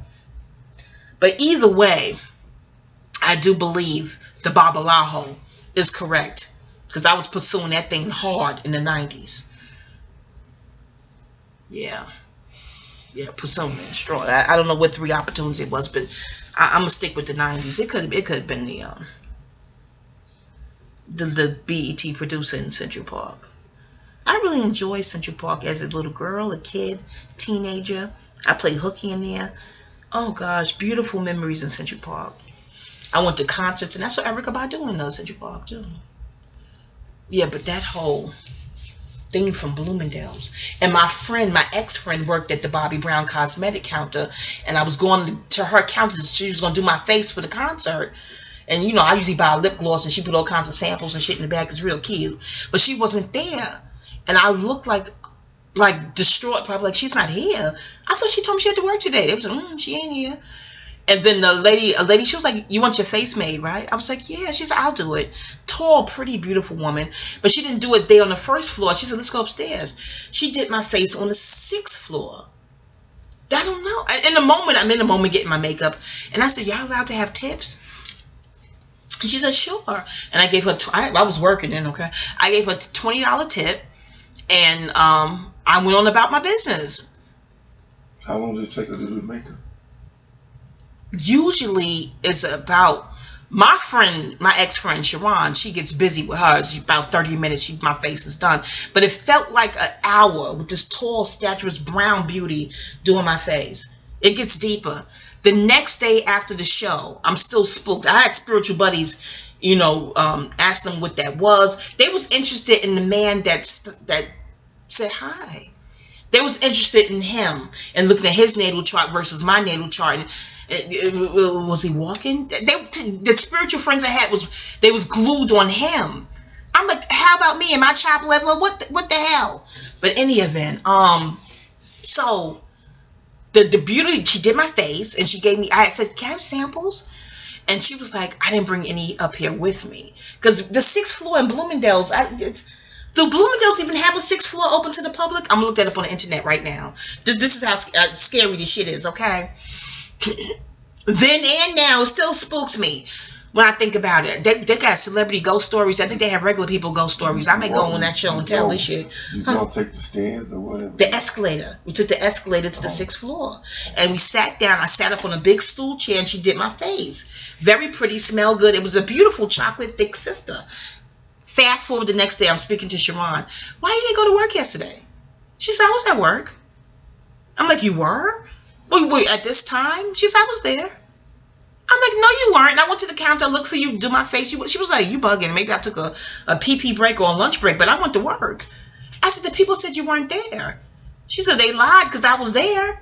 I said, well, at the time I remembered her name. Now I can't remember it. I said, your coworker did my face. And she was like, we don't have a coworker by that name. This is the shit, Papa. I said, yeah, you do. She said, no, we don't. I said, she took me to the 6th floor and she did my makeup. She said, why would she take you up there to do your makeup? We're on the 1st floor. I said, I assume that's where y'all go when y'all run out of chairs or something. She said, we don't take nobody to no 6th floor to do their makeup. When I tell you I was on the phone spooked as hell, I don't even think I finished telling Sharon what the fuck happened. Like, you know, okay, I'm walking, and then I don't see any yellow cabs. Manhattan have yellow cabs like a mug, okay? Especially back then. This is early 2000s. I said, where's everybody? This is some Alice in Wonderland, the Wizard of Oz, Dorothy shit. I said, this is fiction for all the haters. These motherfuckers. Fictions and fantasies for the haters and Dietrichs, okay? Probably, you know, you got to already pre-address the shit for the haters. But in any event, so I'm like, where's the yellow cabs? Where's everybody? What the fuck going on? So I shrugged, you know me, the shrug central, oblivious. I'm just, got to see Jill Scott, got to see my girl. And then, yeah, just like a desolate Manhattan street. Where they do that at any hour of the city? Okay, then this is 6 o'clock. I'm leaving. This is after work hours. I'm like, where's everybody? Just very Edith Bunker. Well, I guess they took another road. I don't know. Road less traveled. Talk about that shit, okay? And then he appeared. And he said, hi. And the way he was smoothing his hands, like I was something delectable to eat or something. I said, hi. And then I walked diagonal across the street, and I wouldn't look back. I won't look backward for darn. And then Radio City Music Hall had nobody sitting in the box office, really. Did they have the tickets for me? I will call my friends. I was just able to walk in without interruption. No ticket usher, no security. I just walked right in. And I was looking for my friends as if I was able to find them. And they were all standing, and everybody was standing and, you know, grooving with Jill Scott and everything. And I said, oh, hey, y'all. And I'm trying to get past them. They was like, why are you late? You always late. I'm like, I'm not late. Because I knew what time I left Bloomingdale's. So somehow time was lost. Papa, that will bug me out for the rest of my life. I done got tarot reading cards on it. I done asked spiritual buddies on it. And get this, spiritual people ain't spooked. They simply say, keep repeating, you just walked into a different time zone. How did I do that when I didn't plan it? They said something you was wearing, something you had on, maybe some kind of scent, or you fasting. I'm like, no, I think I had breakfast and lunch that day. Something you did allowed you to walk into a different time zone. Were you celibate? Did you have sex with somebody? What did you do that allowed that? I'm reading my diary, my journal, like, what did I do different? They looking at my natal chart to see my transits. They looking at Jill Scott natal chart. The person I interface with, they looking at his natal chart, his death chart. They want to know who's this woman who put my makeup on. Oh my God, they looking at the $20 bill. I gave her $20. That was the last thing I gave before this happened. They looking at the number 20. I mean, they looking at the guy, they're going president, the Andrew Jackson. They trying to piecemeal this whole shit together for we all to still come up with, we don't know why that happened. I'm like, y'all went through all this and we still clueless? What the hell? Papa, I don't even know if I can upload this. This shit too deep. This should be my memoir, and that's the fuck that, and that's it, and that's all. Well, y'all tweet this to Celebrity Ghost Stories and tell them when they do the regular folk to put me on here and everything. They won't even probably put it on around and put it on my YouTube channel. Tell them the YouTube channel ain't popular and it'll still be a cute little segment for their show. And tell them to cut the check. Make it out the cash. What happened to the radio show in Atlanta? Oh, that I used to go to? She still do it. She changed locations. She still do, but me and Tanya ain't feeling her too tough. Oh, okay. No, we still cool. We go to other events. We see her. It's still cool, but some weird thing that happened with her and Tanya that was sort of weird. So what did that do with you? I don't like how she did at my jewelry show. Oh, okay. She sold her jewelry at my jewelry show. Oh, okay. And a t-shirt, her t-shirts and her books. Now I'm all for women enterprising, especially melanated sisters. I'm all for that. But if I did that at your event, would it be allowed? See, I balance the scales, okay? Libra energy all day. Yeah. If I took my wares, and that's called poaching. There's a word for that, poaching. If I took my wares to your event and sold it there, would you take kindly to that? I was gracious. I was in shock, though. I was like, oh, shit. You invited her? Yeah, I invited everybody. Me and Tanya invited everybody. But not to sell your wares at my event. I was stunned. Then she kept rushing me to hurry up and cook. I'm like, what's wrong with this? What the fuck wrong with her? Then she telling me how to do the table. So now you're being bossy and you selling your shit. You're being a boss and bossy at somebody else's shit.